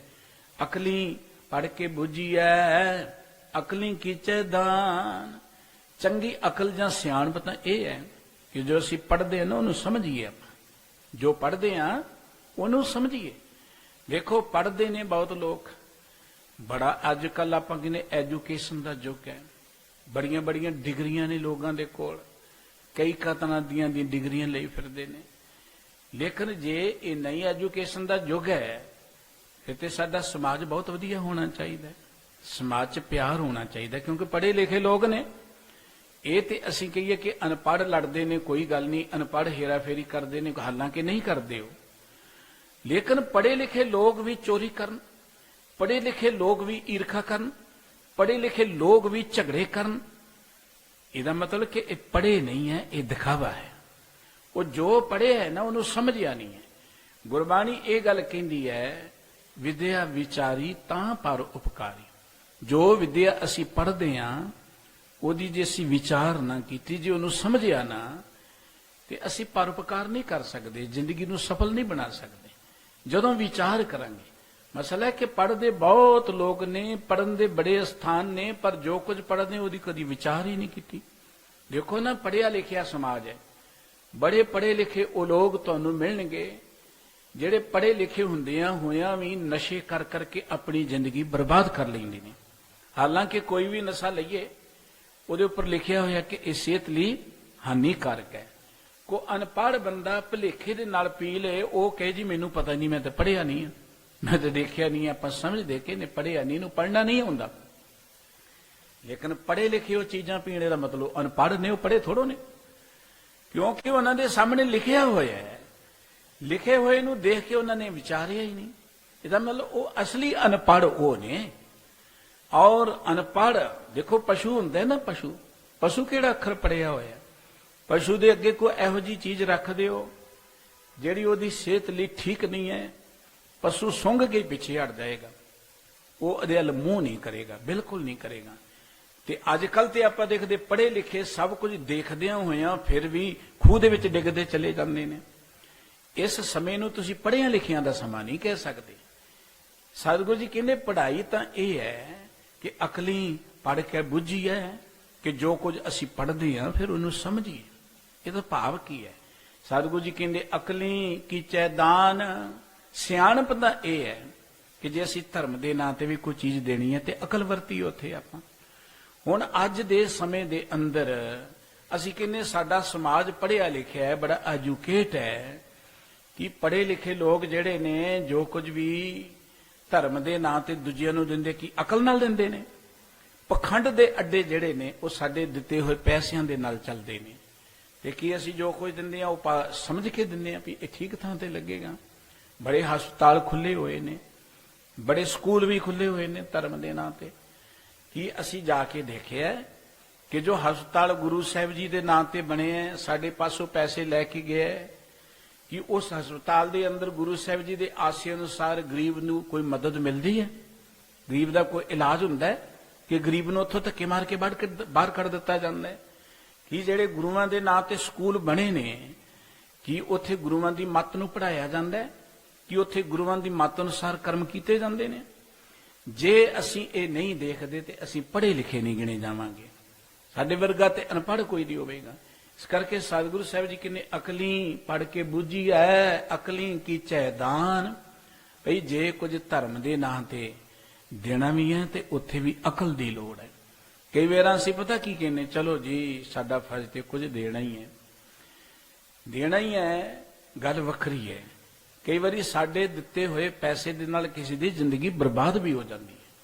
ਵਿਹਲੜ ਲੋਕ ਜਿਨ੍ਹਾਂ ਨੂੰ ਪੈਸੇ ਮਿਲੀ ਜਾਂਦੇ ਉਹ ਕਿਰਤ ਨਹੀਂ ਕਰਦੇ, ਜ਼ਿੰਦਗੀ ਬਰਬਾਦ ਹੈ। ਉਹ ਪੈਸਿਆਂ ਨੂੰ ਲੈ ਕੇ ਫਿਰ ਨਸ਼ੇ ਕਰਦੇ ਨੇ, ਸਾਰੀ ਜ਼ਿੰਦਗੀ ਉਹ ਭਿਖਾਰੀ ਬਣ ਜਾਂਦੇ ਨੇ, ਸਮਾਜ ਦੇ ਵਿੱਚ ਕੋੜ ਲੱਗ ਜਾਂਦਾ ਹੈ। ਇਹ ਜਿੰਨੇ ਭਿਖਾਰੀ ਹੈ ਨਾ ਪੈਦਾ ਕੀਤੇ ਹੋਏ, ਇਹ ਸਾਡੇ ਲੋਕਾਂ ਨੇ ਪੈਦਾ ਕੀਤੇ ਹੋਏ ਨੇ, ਕਿਉਂਕਿ ਉਹਨਾਂ ਨੂੰ ਪਤਾ ਹੈ ਕਿ ਚੌਂਕ 'ਚ ਖਲੋ ਕੇ ਪੈਸੇ ਮਿਲ ਹੀ ਜਾਣੇ ਨੇ, ਕੀ ਲੋੜ ਹੈ ਕੰਮ ਕਰਨ ਦੀ? ਕਿਸੇ ਧਰਮ ਮੰਦਰ ਦੇ ਅਸਥਾਨ ਦੇ ਬਾਹਰ ਖਲੋ ਕੇ ਪੈਸੇ ਮਿਲ ਹੀ ਜਾਣੇ ਨੇ, ਸਾਨੂੰ ਕੀ ਲੋੜ ਹੈ ਕੰਮ ਕਰਨ ਦੀ? ਗੁਰੂ ਨਾਨਕ ਸਾਹਿਬ ਜੀ ਨੇ ਕਿਰਤੀਆਂ ਨੂੰ ਮਾਣ ਦਿੱਤਾ ਸੀ, ਕਿਰਤੀਆਂ ਦੀ ਗੱਲ ਕੀਤੀ ਸੀ ਕਿ ਕਿਰਤ ਕਰੋ, ਹਰ ਬੰਦਾ ਕਿਰਤ ਕਰ ਸਕਦਾ ਹੈ। ਕੁਝ ਲੋਕ ਉਹ ਵੀ ਦੇਖੇ ਨੇ ਜਿਹੜੇ ਅਪੰਗ ਹੋਣ ਦੇ ਬਾਵਜੂਦ ਵੀ ਬੜੀ ਚੰਗੀ ਚੰਗੀ ਕਿਰਤ ਕਰਦੇ ਨੇ। ਕਿਸੇ ਦੀਆਂ ਲੱਤਾਂ ਨਹੀਂ ਫਿਰ ਵੀ ਕੰਮ ਕਰਦਾ ਹੈ, ਕਿਸੇ ਦੀਆਂ ਬਾਹਾਂ ਨਹੀਂ ਫਿਰ ਵੀ ਕੰਮ ਕਰਦਾ ਹੈ, ਕਿਸੇ ਦੀਆਂ ਅੱਖਾਂ ਨਹੀਂ ਹੈ। ਅਸੀਂ ਆਮ ਦੇਖਿਆ ਕਿ ਸੂਰਮੇ ਰਾਗੀ ਸਿੰਘ ਕਿੰਨਾ ਸੋਹਣਾ ਸੋਹਣਾ ਕੀਰਤਨ ਕਰਦੇ ਨੇ। ਮੈਂ ਇੱਕ ਅੱਖਾਂ ਤੋਂ ਹੀਣਾ ਵਕੀਲ ਦੇਖਿਆ ਕਰਨਾਲ ਦੀ ਕਚਹਿਰੀ ਵਿੱਚ, ਔਰ ਇੱਥੇ ਬਸ ਨਹੀਂ, ਇੰਗਲੈਂਡ ਦੇ ਅੰਦਰ ਇੱਕ ਮਨਿਸਟਰ ਹੋਇਆ, ਉਹ ਅੱਖਾਂ ਤੋਂ ਹੀਣਾ ਸੀ ਤੇ ਬੜਾ ਤਗੜਾ ਕਾਮਯਾਬ ਮਨਿਸਟਰ ਸੀ। ਇਹਦਾ ਇਹ ਮਤਲਬ ਨਹੀਂ ਕਿ ਮੇਰੀਆਂ ਅੱਖਾਂ ਨਹੀਂ ਤੇ ਮੈਂ ਮੰਗਣਾ ਸ਼ੁਰੂ ਕਰ ਦੇਵਾਂ, ਮੇਰੀਆਂ ਬਾਹਾਂ ਨਹੀਂ ਤੇ ਮੰਗਣਾ ਸ਼ੁਰੂ ਕਰ ਦੇਵਾਂ, ਲੱਤਾਂ ਨਹੀਂ ਤੇ ਮੰਗਣਾ ਸ਼ੁਰੂ ਕਰ ਦੇਵਾਂ। ਔਰ ਅਸੀਂ ਉਹਨਾਂ ਨੂੰ ਚੰਗੀ ਪ੍ਰੇਰਨਾ ਨਾ ਦੇ ਸਕੇ, ਚੰਗਾ ਗਾਈਡ ਨਾ ਕਰ ਸਕੇ। ਅਸੀਂ ਬਜਾਏ ਇਹਦੇ ਕਿ ਉਹਨਾਂ ਨੂੰ ਚੰਗੇ ਤਰੀਕੇ ਨਾਲ ਮਦਦ ਕਰੀਏ। ਸਮਾਜ 'ਚ ਇਹੋ ਜਿਹੇ ਇੰਸਟੀਚਿਊਟ ਬਣ ਜਿੱਥੇ ਉਹਨਾਂ ਲੋਕਾਂ ਨੂੰ ਸੰਭਾਲਿਆ ਜਾਏ, ਉਹਨਾਂ ਨੂੰ ਵਿਦਿਆ ਦਿੱਤੀ ਜਾਏ। ਮੰਗਤੇ ਬਣਾ ਕੇ ਰੱਖ ਦਿੱਤਾ। ਕੁਝ ਇਹਨਾਂ ਦੇ ਮਗਰ ਉਹ ਵੀ ਹੁੰਦੇ ਨੇ ਗੈਂਗ ਲੋਕ ਜਿਹੜੇ ਨੂੰ ਚੌਂਕਾਂ 'ਚ ਬਿਠਾ ਕੇ ਕਈ ਤੇ ਨਕਲੀ ਮੰਗਤੇ ਹੁੰਦੇ ਨੇ, ਲੱਤ ਬੰਨੀ ਹੁੰਦੀ, ਕਹਿੰਦੇ ਜੀ ਸਾਡੀ ਲੱਤ ਹੀ ਨਹੀਂ ਹੈ, ਉਹਨਾਂ ਚਿਰ ਜਿੰਨਾ ਚਿਰ ਮੰਗਣਾ ਲੱਤ ਬੰਨ ਲਈ, ਅੱਗੋਂ ਪਿੱਛੋਂ ਠੀਕ ਹੋਇਆ ਤੁਰੇ ਫਿਰਦੇ ਨੇ। ਸਤਿਗੁਰੂ ਜੀ ਕਹਿੰਦੇ ਦਾਨ ਦੇਣੇ ਅਕਲ ਦੇ ਨਾਲ ਦਿਓ, ਦਾਨ ਇਸ ਤਰੀਕੇ ਨਾਲ ਦਿਓ ਲੈਣ ਵਾਲੇ ਦੀ ਜ਼ਿੰਦਗੀ ਜਿਹੜੀ ਉਹ ਠੀਕ ਹੋ ਜਾਏ। ਦਾਨ ਇਸ ਤਰੀਕੇ ਨਾਲ ਕਰੋ ਕਿ ਤੁਹਾਡੇ ਅੰਦਰ ਅਹੰਕਾਰ ਪੈਦਾ ਨਾ ਹੋਵੇ। ਇਸ ਕਰਕੇ ਸਤਿਗੁਰੂ ਸਾਹਿਬ ਜੀ ਕਹਿੰਦੇ ਅਕਲੀ ਕੀਚੇ ਦਾਨ, ਭਾਈ ਜੇ ਦਾਨ ਵੀ ਕਰਨਾ ਹੈ ਤੇ ਅਕਲ ਦੇ ਰਾਹੀਂ ਕਰੋ, ਸਿਆਣਪ ਦੇ ਰਾਹੀਂ ਕਰੋ। ਨਾਨਕ ਆਖੈ ਰਾਹ ਇਹ ਹੋਰ ਗੱਲਾਂ ਸ਼ੈਤਾਨ। ਗੁਰੂ ਨਾਨਕ ਸਾਹਿਬ ਜੀ ਕਹਿੰਦੇ ਕਿ ਜ਼ਿੰਦਗੀ ਦਾ ਅਸਲੀ ਰਾਹ ਇਹ ਹੈ। ਕਿਹੜਾ ਰਾਹ? ਕਿ ਜ਼ਿੰਦਗੀ ਦੇ ਅੰਦਰ ਉਸ ਸਾਹਿਬ ਦੀ ਸੇਵਾ ਕਰੀਏ, ਕੇਵਲ ਪ੍ਰਮਾਤਮਾ ਦੇ ਪਿਆਰ ਜੁੜੀਏ, ਆਪਣੀ ਜ਼ਿੰਦਗੀ ਨੂੰ ਵੀ ਬਚਾਈਏ, ਲੋਕਾਂ ਨੂੰ ਵੀ ਜ਼ਿੰਦਗੀ ਦੇ ਵਿੱਚ ਬਚਣ ਦੀ ਪ੍ਰੇਰਣਾ ਕਰੀਏ, ਰੱਬ ਵਾਲੇ ਬੰਨੇ ਲਗਾਈਏ, ਕਿਰਤ ਕਰਨ ਦੀ ਪ੍ਰੇਰਣਾ ਕਰੀਏ। ਸਤਿਗੁਰੂ ਜੀ ਕਹਿੰਦੇ ਇਹ ਰਾਹ ਹੈ ਜ਼ਿੰਦਗੀ ਨੂੰ ਸਫਲ ਬਣਾਉਣ ਦਾ। ਇਸ ਰਾਹ ਤੋਂ ਬਿਨਾਂ ਹੋਰ ਜੋ ਕੁਝ ਵੀ ਹੈ ਹੋਰ ਗੱਲਾਂ ਸ਼ੈਤਾਨ, ਬਾਕੀ ਗੱਲਾਂ ਸਿਰਫ ਸ਼ੈਤਾਨ ਦੀ ਨਹੀਂ ਆਈਆਂ, ਗਲਤ ਪਾਸੇ ਜਾਣ ਵਾਲੀਆਂ ਨੇ। ਭਾਵ ਕੋਈ ਨਾਮ ਨੂੰ ਲਿਖ ਲਿਖ ਕੇ ਵੇਚੇ, ਕੋਈ ਸ਼ਬਦ ਲਿਖ ਲਿਖ ਕੇ ਦੇਵੇ, ਜਾਂ ਕੋਈ ਐਵੇਂ ਅੰਨ੍ਹੇਵਾਹ ਲੋਕਾਂ ਨੂੰ ਦਾਨ ਕਰੀ ਜਾਏ। ਸਤਿਗੁਰੂ ਜੀ ਕਹਿੰਦੇ ਇਹ ਸ਼ੈਤਾਨ ਦਾ ਮਾਰਗ ਹੈ। ਸਭ ਤੋਂ ਵਧੀਆ ਮਾਰਗ ਇਹ ਹੈ ਕਿ ਆਪਾਂ ਜ਼ਿੰਦਗੀ 'ਚ ਸਾਹਿਬ ਦੀ ਸੇਵਾ ਕਰੀਏ, ਉਸ ਪਰਮਾਤਮਾ ਨੂੰ ਚੇਤੇ ਕਰਦਿਆਂ ਰੱਬੀ ਗੁਣਾਂ ਨੂੰ ਜ਼ਿੰਦਗੀ 'ਚ ਗ੍ਰਹਿਣ ਕਰਕੇ ਲੋਕਾਂ ਦੇ ਅੰਦਰ ਮਾਣ ਪ੍ਰਾਪਤ ਕਰੀਏ। ਇਹ ਜ਼ਿੰਦਗੀ ਦਾ ਰਾਹ ਹੈ। ਸਤਿਗੁਰੂ ਗੁਰੂ ਅੰਗਦ ਦੇਵ ਜੀ ਮਹਾਰਾਜ ਦਾ ਅਗਲਾ ਸ਼ਲੋਕ ਹੈ, ਮਹਿਲਾ ਦੂਜਾ ਜੈਸਾ ਕਰੈ ਕਹਾਵੇ ਤੈਸਾ, ਐਸੀ ਬਣੀ ਜ਼ਰੂਰਤ। ਐਸੀ ਬਣੀ ਜ਼ਰੂਰਤ ਦਾ ਅਰਥ ਹੈ ਕਿ ਇੱਕ ਇਹੋ ਜਿਹੀ ਮਰਜ਼ਾਦਾ ਬਣੀ ਹੋਈ ਹੈ, ਇਹੋ ਜਿਹੀ ਇੱਕ ਜ਼ਿੰਦਗੀ ਦੀ ਲੋੜ ਬਣੀ ਹੈ, ਮਰਜ਼ਾਦਾ ਬਣੀ ਹੈ ਕਿ ਜਿਹੋ ਜਿਹਾ ਅਸੀਂ ਕੰਮ ਕਰਾਂਗੇ ਉਹੋ ਜਿਹੇ ਅਸੀਂ ਬਣ ਜਾਵਾਂਗੇ। ਜੈਸਾ ਕਰੇ ਕਹਾਵੇ ਤੈਸਾ, ਜਿਹੋ ਜਿਹੇ ਕੰਮ ਕਰਾਂਗੇ ਲੋਕਾਂ ਦੀਆਂ ਨਜ਼ਰਾਂ 'ਚ ਅਸੀਂ ਉਹੋ ਜਿਹੀ ਕਹੇ ਜਾਵਾਂਗੇ, ਉਹੋ ਜਿਹੀ ਸਮਝੇ ਜਾਵਾਂਗੇ ਜੋ ਅਸੀਂ ਕੰਮ ਕਰਾਂਗੇ। ਅਮਲੀਆਂ ਕੋਲ ਬੈਠਣ ਵਾਲਾ ਲੋਕਾਂ ਦੀਆਂ ਨਜ਼ਰਾਂ 'ਚ ਅਮਲੀ ਹੀ ਗਿਣਿਆ ਜਾਏਗਾ। ਚੋਰਾਂ ਦੀ ਸੰਗਤ 'ਚ ਬੈਠਣ ਵਾਲਾ ਲੋਕਾਂ ਦੀਆਂ ਨਜ਼ਰਾਂ 'ਚ ਚੋਰ ਹੀ ਗਿਣਿਆ ਜਾਏਗਾ। ਜਿਹੋ ਜੇ ਅਸੀਂ ਕੰਮ ਕਰਾਂਗੇ, ਸਤਿਗੁਰੂ ਜੀ ਕਹਿੰਦੇ ਇੱਕ ਮਰਜ਼ਾਦਾ ਬਣੀ ਹੈ ਦੁਨੀਆ 'ਚ, ਲੋੜ ਬਣੀ ਹੈ ਕਿ ਜਿਹੋ ਜੇ ਅਸੀਂ ਕੰਮ ਕਰਾਂਗੇ ਨਾ ਉਹੋ ਜੇ ਅਸੀਂ ਬਣ ਜਾਵਾਂਗੇ, ਲੋਕੀ ਸਾਨੂੰ ਉਹੋ ਜਿਹਾ ਸਮਝਣਗੇ। ਹੋਵੇਂ ਲਿੰਗ ਝਿੰਗ ਨੈ ਹੋਵੇਂ, ਐਸੀ ਕਹੀਐ ਸੂਰਤ। ਸਤਿਗੁਰੂ ਸੱਚੇ ਪਾਤਸ਼ਾਹ ਜੀ ਕਹਿੰਦੇ ਨੇ ਮਨੁੱਖ ਦੀ ਸ਼ਖਸੀਅਤ ਜਿਹੜੀ ਹੈ, ਜਾਂ ਇਵੇਂ ਕਹਿ ਲਓ ਚੰਗੀ ਸ਼ਖਸੀਅਤ ਕਿਹਨੂੰ ਕਿਹਾ ਜਾਂਦਾ ਹੈ, ਹੋਵੇਂ ਲਿੰਗ ਝਿੰਗ ਨੈ ਹੋਵੇ। ਲਿੰਗ ਦਾ ਅਰਥ ਹੈ ਕਿ ਪੂਰਨ ਮੁਰਖ ਹੋਵੇ ਬੰਦਾ। ਝਿੰਗ ਦਾ ਅਰਥ ਹੁੰਦਾ ਦੂਜਿਆਂ ਦੇ ਆਸਰੇ ਤੇ ਪਲਣਾ, ਦੂਜਿਆਂ ਦੇ ਦਾਨ ਦਸ਼ਣਾ ਤੇ ਪਲਣਾ, ਐਵੇਂ ਮੰਗਤੇ ਜੇ ਭਿਖਾਰੀ ਜੀ ਬਣ ਕੇ ਧਰਮ ਦੀ ਦੁਨੀਆ 'ਚ ਤੁਰੇ ਫਿਰਨਾ। ਝਿੰਗ ਦਾ ਅਰਥ ਹੁੰਦਾ ਅਪੰਗ ਬੰਦਾ, ਜਾਂ ਇਵੇਂ ਕਹਿ ਲਓ ਕਿ ਸਰੀਰਕ ਤੌਰ ਤੇ ਜਿਹੜਾ ਪੂਰਾ ਨਾ ਹੋਵੇ। ਕਈਆਂ ਨੇ ਹੀਜੜਾ ਵੀ ਇਹਦਾ ਅਰਥ ਕੀਤਾ ਹੈ। ਲਿੰਗ ਦਾ ਅਰਥ ਇੱਕ ਪੁਰਸ਼ ਹੋਵੇ ਪੂਰਾ। ਕਹਿਣ ਤੋਂ ਭਾਵ ਇਹ ਹੈ ਕਿ ਜ਼ਿੰਦਗੀ ਦੇ ਅੰਦਰ ਮਨੁੱਖ ਜਿਹੜਾ ਹੈ ਉਹ ਰੱਬੀ ਗੁਣਾਂ ਦਾ ਧਾਰਨੀ ਹੋਏ, ਮਨੁੱਖਤਾ ਉਹਦੇ ਵਿੱਚ ਹੋਵੇ, ਇਨਸਾਨੀਅਤ ਉਹਦੇ ਵਿੱਚ ਹੋਵੇ। ਲਿੰਗ ਦਾ ਅਰਥ ਇੱਥੇ ਹੈ ਕਿ ਮਨੁੱਖਾਂ ਵਾਲੇ ਗੁਣ ਉਹਦੇ ਵਿੱਚ ਹੋਣ, ਸ਼ਖਸੀਅਤ ਉਹਦੀ ਮਨੁੱਖਾਂ ਵਾਲੀ ਹੋਵੇ, ਝਿੰਗ ਨਾ ਹੋਵੇ, ਅਧੂਰਾ ਨਾ ਹੋਵੇ। ਭਾਵ ਕਿ ਜੇ ਜ਼ਿੰਦਗੀ ਅੰਦਰ ਰੱਬ ਵਾਲੇ ਬੰਨੇ ਵੀ ਲੱਗੇ ਤੇ ਪੂਰਨ ਸਾਧ ਹੋਵੇ। ਉਹ ਇਹ ਨਹੀਂ ਕਿ ਮੰਗਣ ਲਈ ਸਾਧ ਬਣ ਜਾਏ। ਜਦੋਂ ਕੋਈ ਧਰਮ ਦੀ ਦੁਨੀਆ ਦੇ ਅੰਦਰ ਕੇਵਲ ਲੋਕਾਂ ਦੇ ਦਾਨ ਪੁੰਨ ਤੇ ਹੀ ਚੱਲਦਾ ਹੈ, ਆਪਣੀ ਕਿਰਤ ਤੇ ਭਰੋਸਾ ਨਹੀਂ ਰੱਖਦਾ, ਪਰਮਾਤਮਾ ਤੇ ਭਰੋਸਾ ਨਹੀਂ ਰੱਖਦਾ, ਉਹਨੂੰ ਝਿੰਗੀ ਗਿਣਿਆ ਜਾਂਦਾ, ਹੀਜੜਾ ਹੀ ਗਿਣਿਆ ਗੁਰਬਾਣੀ ਨੇ। ਇਸ ਕਰਕੇ ਸਤਿਗੁਰੂ ਸਾਹਿਬ ਜੀ ਕਹਿੰਦੇ ਕਿ ਪੂਰਨ ਸਾਧ ਹੋਵੇ, ਰੱਬੀ ਗੁਣਾਂ ਦਾ ਧਾਰਨੀ ਹੋਵੇ, ਉਹ ਕਿਸੇ ਪੱਖ ਤੋਂ ਅਧੂਰਾ ਨਾ ਹੋਵੇ। ਐਸੀ ਕਹੀਏ ਸੂਰਤ। ਇਹੋ ਜਿਹੇ ਬੰਦੇ ਨੂੰ ਜਿਹੜਾ ਹੈ ਨਾ ਅਸਲੀ ਬੰਦਾ ਕਿਹਾ ਜਾਂਦਾ ਹੈ, ਜਿਹੜਾ ਪਰਮਾਤਮਾ ਦੇ ਆਸਰੇ ਤੇ ਰੱਬੀ ਗੁਣਾਂ ਦੇ ਨਾਲ ਪੂਰਨ ਹੋਵੇ, ਪੂਰਨ ਸ਼ਖਸੀਅਤ ਦਾ ਮਾਲਕ ਹੋਵੇ। ਜੋ ਉਸ ਇੱਛਾ ਸੋ ਫਲ ਪਾਏ, ਤਾਂ ਨਾਨਕ ਕਹੀਏ ਮੂਰਤ। ਜੋ ਉਸ ਇੱਛਾ, ਜਿਹੜਾ ਬੰਦਾ, ਉਸ ਦਾ ਅਰਥ ਹੈ ਪਰਮਾਤਮਾ, ਪਰਮਾਤਮਾ ਨੂੰ ਹੀ ਮਿਲਣ ਦੀ ਇੱਛਾ ਰੱਖਦਾ ਹੋਵੇ। ਧਰਮ ਦੀ ਦੁਨੀਆ 'ਚ ਆਏ ਪਰ ਨਰੋਲ ਰੱਬ ਦਾ ਪਿਆਰ ਲੈਣ ਲਈ ਆਏ, ਰੱਬ ਦੇ ਪਿਆਰ 'ਚ ਜੁੜਨ ਲਈ ਆਏ। ਧਰਮ ਦੀ ਦੁਨੀਆ 'ਚ ਇਹ ਨਾ ਹੋਵੇ ਕਿ ਮੈਂ ਲੋਕਾਂ ਦੇ ਹੁਣ ਦਾਨ ਪੁੰਨ ਤੇ ਮੌਜ ਮੇਲੇ ਮਲਣੇ ਹੈ। ਕੇਵਲ ਰੋਟੀ ਦੀ ਖਾਤਰ ਨਾ ਆਏ, ਰੋਟੀਆਂ ਖਾਣ ਪੂਰੇ ਤਾਲ ਦੀ ਖਾਤਰ ਨਾ ਆਏ। ਸਤਿਗੁਰੂ ਜੀ ਕਹਿੰਦੇ ਜੇ ਉਸ ਇੱਛੇ, ਜਿਸ ਦੀ ਜ਼ਿੰਦਗੀ ਦੇ ਅੰਦਰ ਕੇਵਲ ਉਸ ਪਰਮਾਤਮਾ ਨੂੰ ਮਿਲਣ ਦੀ ਹੀ ਤਾਂਘ ਹੋਵੇ, ਇੱਛਾ ਹੋਵੇ, ਸੋ ਫਲ ਪਾਏ, ਤੇ ਉਹਨੂੰ ਪਰਮਾਤਮਾ ਮਿਲ ਜਾਏ, ਤਾਂ ਨਾਨਕ ਕਹੀਏ ਮੂਰਤ। ਮੂਰਤ ਦਾ ਅਰਥ ਤਸਵੀਰ ਨਹੀਂ ਹੈ ਗੁਰਬਾਣੀ ਦੇ ਅੰਦਰ। ਮੂਰਤ ਦਾ ਅਰਥ ਹੈ ਸ਼ਖਸੀਅਤ। ਸਤਿਗੁਰੂ ਜੀ ਕਹਿੰਦੇ ਉਸ ਮਨੁੱਖ ਨੂੰ ਅਸੀਂ ਪੂਰਨ ਸ਼ਖਸੀਅਤ ਕਹਿ ਸਕਦੇ ਹਾਂ ਜਿਹੜਾ ਜ਼ਿੰਦਗੀ ਦੇ ਅੰਦਰ ਰੱਬੀ ਗੁਣਾਂ ਦਾ ਧਾਰਨੀ ਹੋ ਕੇ ਪੂਰਨ ਸਾਧ ਹੋਵੇ ਔਰ ਰੱਬ ਨੂੰ ਹੀ ਮਿਲਣ ਦੀ ਜਗਿਆਸਾ ਰੱਖਦਾ ਹੋਏ, ਰੱਬ ਨੂੰ ਹੀ ਮਿਲਣ ਦੀ ਉਹਦੇ ਮਨ ਚ ਤਾਂਘ ਹੋਏ, ਰੱਬ ਉਹਨੂੰ ਮਿਲ ਜਾਏ, ਉਹ ਪੂਰਨ ਬਣ ਜਾਏ, ਉਹਨੂੰ ਅਸੀਂ ਕਹਿ ਸਕਦੇ ਕਿ ਉਹ ਪੂਰਨ ਸ਼ਖਸੀਅਤ ਹੈ। ਨਹੀਂ ਤੇ ਧਰਮ ਦੀ ਦੁਨੀਆ 'ਚ ਝਿੰਗ ਬਹੁਤ ਤੁਰੇ ਫਿਰਦੇ ਨੇ, ਅਧੂਰੇ ਬੜੇ ਨੇ, ਬਾਹਰੋਂ ਅਖਵਾਉਂਦੇ ਸਾਧ ਨੇ ਪਰ ਅੰਦਰ ਤ੍ਰਿਸ਼ਨਾ ਨਾਲ ਭਰੇ ਪਏ ਨੇ, ਅਖਵਾਉਂਦੇ ਸਾਧ ਨੇ ਅੰਦਰ ਈਰਖਾ ਨਾਲ ਭਰੇ ਪਏ ਨੇ, ਅੰਦਰ ਲੋਭ ਦੇ ਨਾਲ ਭਰੇ ਪਏ ਨੇ, ਹੋਰ ਅਨੇਕਾਂ ਔਗਣ ਚੁੱਕੀ ਫਿਰਦੇ ਨੇ। ਸਤਿਗੁਰੂ ਜੀ ਕਹਿੰਦੇ ਜਿਹੜਾ ਉਸ ਪਰਮਾਤਮਾ ਦੇ ਪਿਆਰ ਜੁੜ ਕੇ ਪਰਮਾਤਮਾ ਨੂੰ ਪ੍ਰਾਪਤ ਕਰ ਲੈ, ਉਸ ਸ਼ਖਸੀਅਤ ਨੂੰ ਅਸੀਂ ਪੂਰਨ ਸ਼ਖਸੀਅਤ ਕਹਿ ਸਕਦੇ ਹਾਂ। ਪੌੜੀ ਸਤਿਗੁਰ ਅੰਮ੍ਰਿਤ ਬਿਰਖ ਹੈ, ਅੰਮ੍ਰਿਤ ਰਸ ਫਲਿਆ। ਇਹ ਪਵਿੱਤਰ ਪੌੜੀ ਧੰਨ ਗੁਰੂ ਰਾਮਦਾਸ ਜੀ ਮਹਾਰਾਜ ਸੱਚੇ ਪਾਤਸ਼ਾਹ ਜੀ ਦੀ ਹੈ। ਸਤਿਗੁਰੂ ਜੀ ਕਹਿੰਦੇ ਦੁਨੀਆ ਦੇ ਲੋਕੋ ਜੋ ਗੁਰੂ ਹੈ ਨਾ, ਇਹ ਅੰਮ੍ਰਿਤ ਦਾ ਦਰਖਤ ਹੈ। ਬਿਰਖ ਮੈਣਾ ਦਰਖਤ, ਜਿਵੇਂ ਦਰਖਤ ਹੁੰਦਾ ਉਹਨੂੰ ਫਲ ਲੱਗੇ ਹੁੰਦੇ ਨੇ। ਸਤਿਗੁਰੂ ਜੀ ਕਹਿੰਦੇ ਗੁਰੂ ਅੰਮ੍ਰਿਤ ਦਾ ਦਰਖਤ ਹੈ। ਤੁਸੀਂ ਗੁਰੂ ਕੋਲ ਆਓਗੇ, ਅੰਮ੍ਰਿਤ ਰਸ ਫਲਿਆ, ਤੇ ਗੁਰੂ ਅੰਮ੍ਰਿਤ ਦੇ ਨਾਲ ਹੀ ਫਲਿਆ ਪਿਆ ਹੈ, ਭਰਪੂਰ ਹੈ ਅੰਮ੍ਰਿਤ ਦੇ ਨਾਲ। ਗੁਰੂ ਦੇ ਕੋਲ ਹੈ ਹੀ ਅੰਮ੍ਰਿਤ ਦੀ ਗੱਲ ਹੈ। ਅੰਮ੍ਰਿਤ ਦਾ ਅਰਥ ਹੈ ਉਹ ਹਰ ਗੁਣ, ਉਹ ਹਰ ਵਸਤੂ ਜਿਹੜੀ ਸਾਡੇ ਅੰਦਰ ਜ਼ਿੰਦਗੀ ਜੀਉਣ ਦਾ ਚਾਹ ਪੈਦਾ ਕਰੇ, ਸਾਡੇ ਅੰਦਰੋਂ ਡਰ ਨੂੰ ਕੱਟੇ, ਮੌਤ ਦੇ ਡਰ ਨੂੰ ਕੱਟੇ, ਸਾਡੇ ਅੰਦਰ ਜੀਵਨ ਦੇ ਗੁਣ ਪੈਦਾ ਕਰੇ, ਉਹ ਅੰਮ੍ਰਿਤ ਹੈ। ਗੁਰਬਾਣੀ ਨੇ ਨਾਮ ਨੂੰ ਅੰਮ੍ਰਿਤ ਕਿਹਾ। ਅੰਮ੍ਰਿਤ ਨਾਮ ਨਿਦਾਨ ਹੈ, ਮਿਲ ਪੀਵੋ ਪਾਈ। ਅੰਮ੍ਰਿਤ ਕੋ ਬਾਹਰ ਕਿਸੇ ਸਰੋਵਰ 'ਚ ਨਹੀਂ ਹੈ। ਸਰੋਵਰ ਦਾ ਜਲ ਹੋ ਸਕਦਾ ਹੈ, ਅੰਮ੍ਰਿਤ ਕੋ ਬਾਹਰ ਪਹਾੜਾਂ 'ਚ ਨਹੀਂ ਹੈ। ਜਿਵੇਂ ਕਿ ਕਲਪਿਆ ਗਿਆ, ਕੋਈ ਕਹਿੰਦਾ ਜੀ ਦੇਵਤੇ ਨੇ ਸਮੁੰਦਰ ਡਿੜਕਿਆ, ਵਿੱਚੋਂ ਅੰਮ੍ਰਿਤ ਨਿਕਲਿਆ, ਵਿੱਚੋਂ ਜ਼ਹਿਰ ਨਿਕਲੀ। ਕੋਈ ਕਹਿੰਦਾ ਜੀ ਕੌਂਸਰ ਦੇ ਚਸ਼ਮੇ ਤੇ ਅੰਮ੍ਰਿਤ ਹੈ, ਕੋਈ ਕਹਿੰਦਾ ਫਲਾਣੇ ਥਾਂ ਅੰਮ੍ਰਿਤ ਹੈ। ਗੁਰਬਾਣੀ ਕਹਿੰਦੀ ਅੰਮ੍ਰਿਤ ਮਨੁੱਖ ਦੇ ਅੰਦਰ ਹੈ। ਨਾਨਕ ਅੰਮ੍ਰਿਤ ਏਕ ਹੈ, ਦੂਜਾ ਅੰਮ੍ਰਿਤ ਨਹੀਂ। ਅੰਮ੍ਰਿਤ ਇੱਕੋ ਹੀ ਹੈ, ਪਰਮਾਤਮਾ ਦਾ ਨਾਮ। ਅੰਮ੍ਰਿਤ ਉਹ ਚੀਜ਼ ਹੈ ਜੋ ਸਾਡੇ ਅੰਦਰੋਂ ਮੌਤ ਦੇ ਡਰ ਨੂੰ ਖਤਮ ਕਰਕੇ, ਔਗਣਾਂ ਨੂੰ ਮੇਟ ਕੇ ਸਾਡੇ ਅੰਦਰ ਰੱਬੀ ਗੁਣ ਪੈਦਾ ਕਰ ਦੇਵੇ, ਉਹਨੂੰ ਅੰਮ੍ਰਿਤ ਕਿਹਾ ਜਾਂਦਾ ਹੈ। ਸਤਿਗੁਰੂ ਸੱਚੇ ਪਾਤਸ਼ਾਹ ਜੀ ਕਹਿੰਦੇ ਨੇ ਕਿ ਗੁਰੂ ਦੇ ਕੋਲ ਆਓ, ਗੁਰੂ ਤਾਂ ਅੰਮ੍ਰਿਤ ਦਾ ਦਰਖਤ ਹੈ।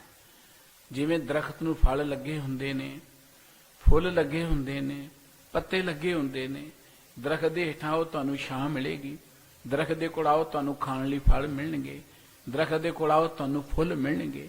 ਕਿੰਨੀਆਂ ਸੁਖਦਾਈ ਗੱਲਾਂ ਨੇ। ਗੁਰੂ ਦੇ ਕੋਲ ਆਓ, ਗੁਰੂ ਮਨੁੱਖ ਦੀ ਜ਼ਿੰਦਗੀ 'ਚ ਅੰਮ੍ਰਿਤ ਦੀ ਨਿਆਈ। ਗੁਰੂ ਆਪਣੇ ਦਰ ਤੇ ਆਏ ਹੋਏ ਹਰ ਮਨੁੱਖ ਨੂੰ ਆਪਣੇ ਕੋਲੋਂ ਦਾਤਾਂ ਹੀ ਦਿੰਦਾ, ਜੀਵਨ ਦਾਨ ਦਿੰਦਾ ਹੈ। ਇਸ ਕਰਕੇ ਸਤਿਗੁਰੂ ਸਾਹਿਬ ਜੀ ਕਹਿੰਦੇ ਅੰਮ੍ਰਿਤ ਰਸ ਫਲਿਆ, ਵੀ ਗੁਰੂ ਤੇ ਅੰਮ੍ਰਿਤ ਦੇ ਰਸ ਦੇ ਨਾਲ ਭਰਪੂਰ ਹੈ, ਭਰਿਆ ਪਿਆ ਹੈ। ਜਿਸ ਪ੍ਰਾਪਤ ਸੋ ਲਹੈ, ਗੁਰ ਸ਼ਬਦੀ ਮਿਲਿਆ। ਸਵਾਲ ਹੈ ਕਿ ਗੁਰੂ ਅੰਮ੍ਰਿਤ ਦਾ ਦਰਖਤ ਹੈ, ਗੁਰੂ ਅੰਮ੍ਰਿਤ ਦੇ ਨਾਲ ਭਰਿਆ ਪਿਆ ਹੈ, ਰਸਿਆ ਪਿਆ ਹੈ। ਇਹ ਅੰਮ੍ਰਿਤ ਕਿਹਨੂੰ ਮਿਲਦਾ ਹੈ, ਕਿਵੇਂ ਮਿਲਦਾ ਹੈ? ਸਤਿਗੁਰੂ ਜੀ ਕਹਿੰਦੇ ਕਿ ਇਹ ਅੰਮ੍ਰਿਤ ਮਿਲਦਾ ਹੈ ਗੁਰੂ ਕੇ ਸ਼ਬਦ ਰਾਹੀਂ। ਗੁਰੂ ਕੀ ਜੋ ਇੱਕ ਪਾਵਨ ਛੰਤ ਹੈ ਨਾ, ਆਸਾ ਦੀ ਵਾਰ ਵਿੱਚ ਵੀ ਅਸੀਂ ਪੜ੍ਹਦੇ ਸੁਣਦੇ ਹਾਂ ਕਿ ਅੰਮ੍ਰਿਤ ਭਿੰਨੀ ਦੇਹੁਰੀ, ਅੰਮ੍ਰਿਤ ਬੁਰਕੇ ਰਾਮ ਰਾਜੇ, ਜਿਨ੍ਹਾਂ ਗੁਰਬਾਣੀ ਮਨ ਭਾਈਆ, ਅੰਮ੍ਰਿਤ ਛਕ ਛਕੇ। ਗੁਰੂ ਦੀ ਸ਼ਖਸੀਅਤ ਅੰਮ੍ਰਿਤ ਦੇ ਨਾਲ ਭਰਪੂਰ ਹੈ। ਗੁਰੂ ਦੁਨੀਆ ਦੇ ਵਿੱਚ ਅੰਮ੍ਰਿਤ ਹੀ ਵਰਸਾਉਂਦਾ ਹੈ, ਤਰੌਂਕਦਾ ਹੈ, ਬੁਰਕਦਾ ਹੈ।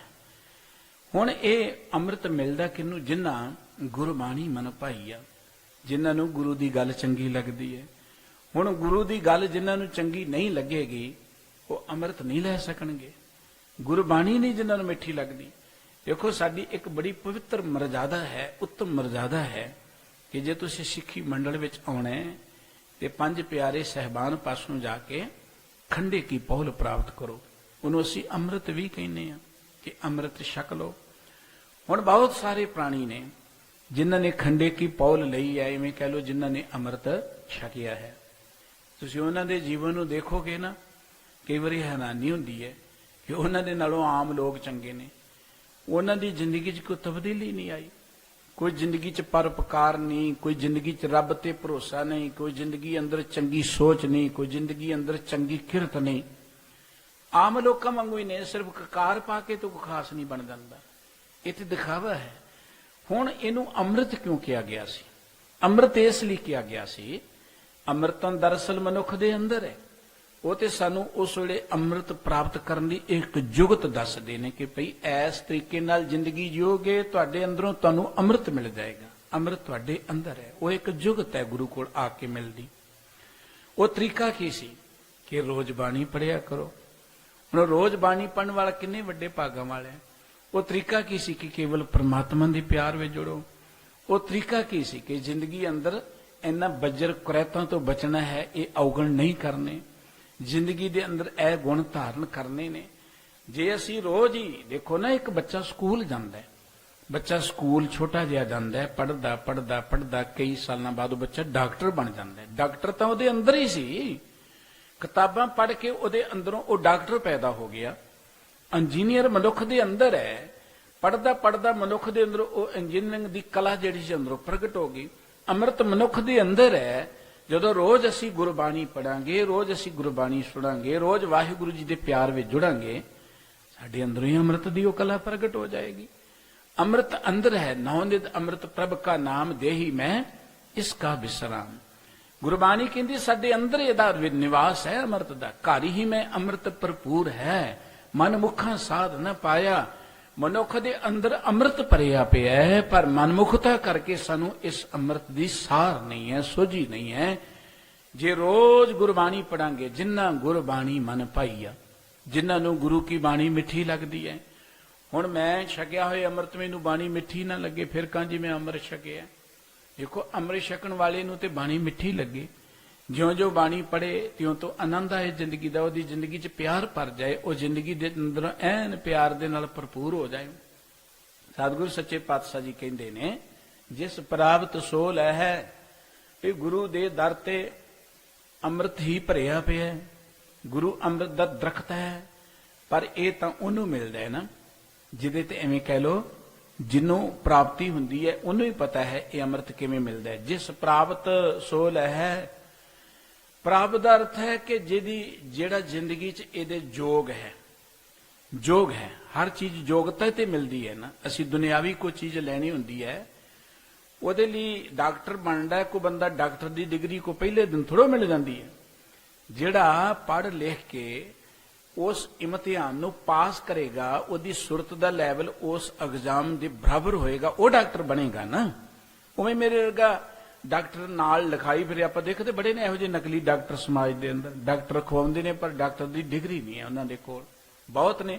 ਹੁਣ ਤੇ WhatsApp ਦੇ ਉੱਪਰ ਤੇ ਸਾਰੇ ਡਾਕਟਰ ਬਣੇ ਬੈਠੇ ਨੇ, ਇਹ ਦਵਾਈਆਂ ਖਾਓ ਇਹ ਹੋ ਜਾਏਗਾ। ਪਤਾ ਨਹੀਂ ਕਿੰਨੇ ਕੋਈ ਡਾਕਟਰ ਨੇ ਸਮਾਜ ਅੰਦਰ, ਉਹਨੇ ਰੋਗੀ ਨੇ ਜਿੰਨੇ ਡਾਕਟਰ ਨੇ, ਹਰ ਕੋਈ ਡਾਕਟਰ ਬਣਨ ਨੂੰ ਫਿਰਦਾ ਹੈ। ਇਸੇ ਤਰੀਕੇ ਦੇ ਨਾਲ ਧਰਮ ਦੀ ਦੁਨੀਆ ਦੇ ਅੰਦਰ ਵੀ ਆਪਾਂ ਦੇਖਦੇ ਹਾਂ, ਇਹ ਅੰਮ੍ਰਿਤ ਮਿਲੇਗਾ ਕਦੋਂ? ਜਦੋਂ ਅਸੀਂ ਯੋਗ ਹੋਵਾਂਗੇ, ਜਦੋਂ ਸਾਡੇ ਤੇ ਬਖਸ਼ਿਸ਼ ਹੋਏਗੀ। ਬਖਸ਼ਿਸ਼ ਤੇ ਪ੍ਰਮਾਤਮਾ ਸਾਰਿਆਂ ਤੇ ਕਰਨਾ ਚਾਹੁੰਦਾ, ਜਿਹਨੂੰ ਕਹਿੰਦੇ ਕਿ ਜਿਹਦੇ ਭਾਗਾਂ 'ਚ ਲਿਖਿਆ ਹੋਏਗਾ। ਵਾਹਿਗੁਰੂ ਤੇ ਚਾਹੁੰਦਾ ਕਿ ਸਾਰਿਆਂ ਦੇ ਭਾਗਾਂ 'ਚ ਲਿਖਿਆ ਜਾਏ। ਹੁਣ ਡਾਕਟਰ ਸਾਰੇ ਨਹੀਂ ਬਣਦੇ, ਉਹ ਬਣਨਗੇ ਜਿਨ੍ਹਾਂ ਦੀ ਸੁਰਤ ਦਾ ਪੱਧਰ ਉੱਥੇ ਹੈ। ਅੰਮ੍ਰਿਤ ਦੀ ਦਾਤ ਉਹਨਾਂ ਨੂੰ ਮਿਲਣੀ ਹੈ ਜਿਨ੍ਹਾਂ ਦਾ ਸੁਰਤ ਦਾ ਪੱਧਰ ਉੱਥੇ ਹੋਏਗਾ। ਜਿਉਂ-ਜਿਉਂ ਅਸੀਂ ਸਤ ਸੰਗਤ ਕਰਾਂਗੇ, ਗੁਰਬਾਣੀ ਪੜਾਂਗੇ, ਵਾਹਿਗੁਰੂ ਜੀ ਦੇ ਪਿਆਰ ਵਿੱਚ ਜੁੜਾਂਗੇ, ਤਿਉਂ ਤੋਂ ਸਾਡੇ ਭਾਗ ਬਣਦੇ ਜਾਣਗੇ, ਸਾਡੇ ਲੇਖ ਬਣਦੇ ਜਾਣਗੇ। ਜਿਸ ਪ੍ਰਾਪਤ ਸੋ ਲਹੈ, ਸਾਧੂ ਜੀ ਕਹਿੰਦੇ ਜਿਨ੍ਹਾਂ ਦੇ ਲੇਖ ਬਣ ਗਏ, ਫਿਰ ਉਹਨਾਂ ਨੂੰ ਇਹ ਦਾਤ ਮਿਲਦੀ ਹੈ। ਗੁਰ ਸ਼ਬਦ ਹੀ ਮਿਲੇ ਆ, ਤੇ ਉਹਨਾਂ ਦੇ ਭਾਗ ਬਣੇ ਕਿਵੇਂ, ਲੇਖ ਬਣੇ ਕਿਵੇਂ? ਅਸੀਂ ਕਹਿੰਦੇ ਕਿ ਪੂਰਬਲੇ ਲੇਖ। ਉਹ ਪੂਰਬਲੇ ਲੇਖ ਕਿਵੇਂ ਬਣਦੇ ਨੇ? ਗੁਰ ਸ਼ਬਦ ਹੀ ਮਿਲੇ ਆ, ਜਦੋਂ ਅਸੀਂ ਗੁਰੂ ਕੇ ਸ਼ਬਦ ਅਨੁਸਾਰ ਜ਼ਿੰਦਗੀ ਬਤੀਤ ਕਰਾਂਗੇ। ਗੁਰੂ ਕੇ ਸ਼ਬਦ ਦੇ ਰਾਹੀਂ ਇਹ ਅੰਮ੍ਰਿਤ ਮਿਲਣਾ। ਇਹ ਅੰਮ੍ਰਿਤ ਉਵੇਂ ਨਹੀਂ ਮਿਲਣਾ। ਇਹ ਅੰਮ੍ਰਿਤ ਜੋ ਸਾਡੇ ਅੰਦਰ ਖਜ਼ਾਨਾ ਹੈ ਉਵੇਂ ਨਹੀਂ ਲੱਭਣਾ ਸਾਨੂੰ, ਉਵੇਂ ਨਹੀਂ ਅਸੀਂ ਇਸ ਦੇ ਰਸ ਨੂੰ ਮਾਣ ਸਕਦੇ। ਗੁਰੂ ਕੇ ਸ਼ਬਦ ਦੇ ਰਾਹੀਂ ਇਹ ਸਾਨੂੰ ਦਾਤ ਮਿਲੇਗੀ। ਤੇ ਸਤਿਗੁਰੂ ਜੀ ਕਹਿੰਦੇ, ਸਤਿਗੁਰ ਕੇ ਭਾਣੇ ਜੋ ਚੱਲੈ ਹਰ ਸੇਤੀ ਰਲਿਆ। ਜਿਹੜਾ ਗੁਰੂ ਕੀ ਰਜ਼ਾ ਵਿੱਚ ਚੱਲੇਗਾ, ਗੁਰੂ ਕੇ ਸ਼ਬਦ ਨਾਲ ਜੁੜ ਕੇ, ਜਿਹੜਾ ਗੁਰੂ ਕੇ ਸ਼ਬਦ ਅਨੁਸਾਰ ਜ਼ਿੰਦਗੀ ਬਤੀਤ ਕਰੇਗਾ, ਉਹ ਤੇ ਪ੍ਰਮਾਤਮਾ 'ਚ ਲਿਵਲੀਨ ਹੋ ਜਾਏਗਾ। ਰੱਬ ਨੂੰ ਲੱਭਣ ਦੇ ਲਈ ਦੁਨੀਆ ਜੰਗਲਾਂ 'ਚ ਜਾਂਦੀ ਹੈ, ਦੁਨੀਆ ਤੀਰਥਾਂ ਤੇ ਜਾਂਦੀ ਹੈ, ਦੁਨੀਆ ਸਰੀਰ ਨੂੰ ਕਸ਼ਟ ਦਿੰਦੀ ਹੈ। ਗੁਰੂ ਬਾਬਾ ਜੀ ਕਹਿੰਦੇ ਲੋੜ ਹੀ ਕੋਈ ਨਹੀਂ ਨਾ ਕੰਮਾਂ 'ਚ ਪੈਣ ਦੀ। ਜੰਗਲ 'ਚ ਗਏ ਸਾਡੇ ਰੱਬ ਨਾਲ ਥੋੜੋ ਜੁੜ ਗਏ ਨੇ, ਬਹੁਤੇ ਹੰਕਾਰੀ ਹੋ ਕੇ ਪਰਤੇ ਨੇ। ਤੀਰਥਾਂ ਤੇ ਗਏ ਸੋਏ ਰੱਬ ਰੱਬ ਨਾਲ ਥੋੜੋ ਜੁੜ ਗਏ ਨੇ ਸਾਰੇ। ਜ਼ਿਆਦਾ ਹੰਕਾਰ ਹੀ ਪੱਲੇ, ਜੇ ਤੀਰਥਾਂ ਤੇ ਗਿਆ ਰੱਬ ਨਾਲ ਬੰਦਾ ਜੁੜ ਜਾਏ ਫਿਰ ਤੇ ਤੀਰਥਾਂ ਤੇ ਬੜਾ ਅਮਨ ਅਮਾਨ ਹੋਣਾ ਚਾਹੀਦਾ, ਫਿਰ ਤੀਰਥਾਂ ਤੇ ਕੋਈ ਝਗੜਾ ਨਹੀਂ ਹੋਣਾ ਚਾਹੀਦਾ, ਕਿਉਂਕਿ ਉੱਥੇ ਰੱਬ ਵਸਦਾ, ਉੱਥੇ ਰੱਬ ਨੂੰ ਮਿਲਣ ਦੀ ਗੱਲ ਹੈ। ਲੇਕਿਨ ਇਹ ਸ਼ਰਧਾਲੂ ਤਾਂ ਉੱਥੇ ਭਾਵਨਾ ਲੈ ਕੇ ਜਾਂਦਾ ਹੈ, ਜਿਗਿਆਸੂ ਤੇ ਉੱਥੇ ਚੰਗੀ ਨੀਅਤ ਨਾਲ ਜਾਂਦਾ ਹੈ, ਪਰ ਉੱਥੇ ਬੈਠੇ ਕਿਹੜੇ ਰੱਬ ਨੂੰ ਮਿਲੇ ਨੇ? ਉਹ ਤੇ ਪਹਿਲਾਂ ਹੰਕਾਰ ਨਾਲ ਭਰੇ ਬੈਠੇ ਨੇ, ਇਹ ਸਾਹਸ ਦੇ ਨਾਲ ਕਿ ਦੁਨੀਆ ਆਏਗੀ, ਸਾਡੀਆਂ ਦੁਕਾਨਾਂ ਚੱਲਣਗੀਆਂ। ਉਹ ਤੇ ਪਹਿਲਾਂ ਹੀ ਲੋਕਾਂ ਦੀ ਕਿਰਤ ਦੇ ਉੱਪਰ ਹੱਥ ਨਜ਼ਰ ਰੱਖੀ ਬੈਠੇ ਨੇ। ਇਸ ਕਰਕੇ ਸਤਿਗੁਰੂ ਸੱਚੇ ਪਾਤਸ਼ਾਹ ਜੀ ਕਹਿੰਦੇ ਨੇ ਕਿ ਰੱਬ ਨੂੰ ਮਿਲਣ ਦਾ ਤਰੀਕਾ ਕੀ ਹੈ। ਜਿਵੇਂ ਕੋਈ ਬੰਦਾ ਕਹੇ ਜੀ ਮੈਂ ਡਾਕਟਰ ਬਣਨਾ, ਡਾਕਟਰ ਬਣਨ ਦਾ ਤਰੀਕਾ ਕੀ ਹੈ? ਡਾਕਟਰ ਬਣਨ ਦਾ ਤਰੀਕਾ ਹੈ ਕਿ ਮਿਹਨਤ ਕਰੋ, ਪੜੋ, ਤੁਸੀਂ ਡਾਕਟਰ ਬਣ ਜਾਓਗੇ। ਬੰਦੇ ਦੇ ਅੰਦਰ ਏਡੀ ਵੱਡੀ ਸਮਰੱਥਾ ਹੈ, ਪੋਸਿਬਿਲਿਟੀ ਹੈ ਕਿ ਮਨੁੱਖ ਜੋ ਚਾਹੇ ਬਣ ਸਕਦਾ ਹੈ, ਕੇਵਲ ਮਨੁੱਖ, ਹੋਰ ਕੋਈ ਨਹੀਂ। ਮਨੁੱਖ ਇਸੇ ਕਰਕੇ ਧਰਤੀ ਦਾ ਸਿਰਦਾਰ ਗਿਣਿਆ ਜਾਂਦਾ ਹੈ, ਧਰਤੀ ਦਾ ਰਾਜਾ ਗਿਣਿਆ ਜਾਂਦਾ ਹੈ। ਮਨੁੱਖ ਜੋ ਚਾਹੇ ਉਹ ਬਣ ਸਕਦਾ ਹੈ, ਇਹਦੇ ਅੰਦਰ ਇਹ ਸਮਰੱਥਾ ਹੈ, ਇਹ ਪੋਸਿਬਿਲਿਟੀ ਹੈ। ਪਰ ਮਨੁੱਖ ਯਤਨ ਕਰੇਗਾ ਤਾਂ ਹੈ ਨਾ। ਜੇ ਕੋਈ ਯਤਨ ਕਰਦਾ ਤੇ ਡਾਕਟਰ ਬਣ ਜਾਂਦਾ ਹੈ, ਯਤਨ ਕਰਦਾ ਇੰਜੀਨੀਅਰ ਬਣ ਜਾਂਦਾ ਹੈ। ਤੇ ਗੁਰਬਾਣੀ ਕਹਿੰਦੀ ਜੇ ਤੁਸੀਂ ਰੱਬ ਨੂੰ ਮਿਲਣਾ, ਰੱਬ ਨੂੰ ਮਿਲ ਸਕਦਾ ਬੰਦਾ, ਰੱਬ ਨੂੰ ਮਿਲਣ ਦੀ ਧਰਤੀ ਤੇ ਆਇਆ ਹੈ।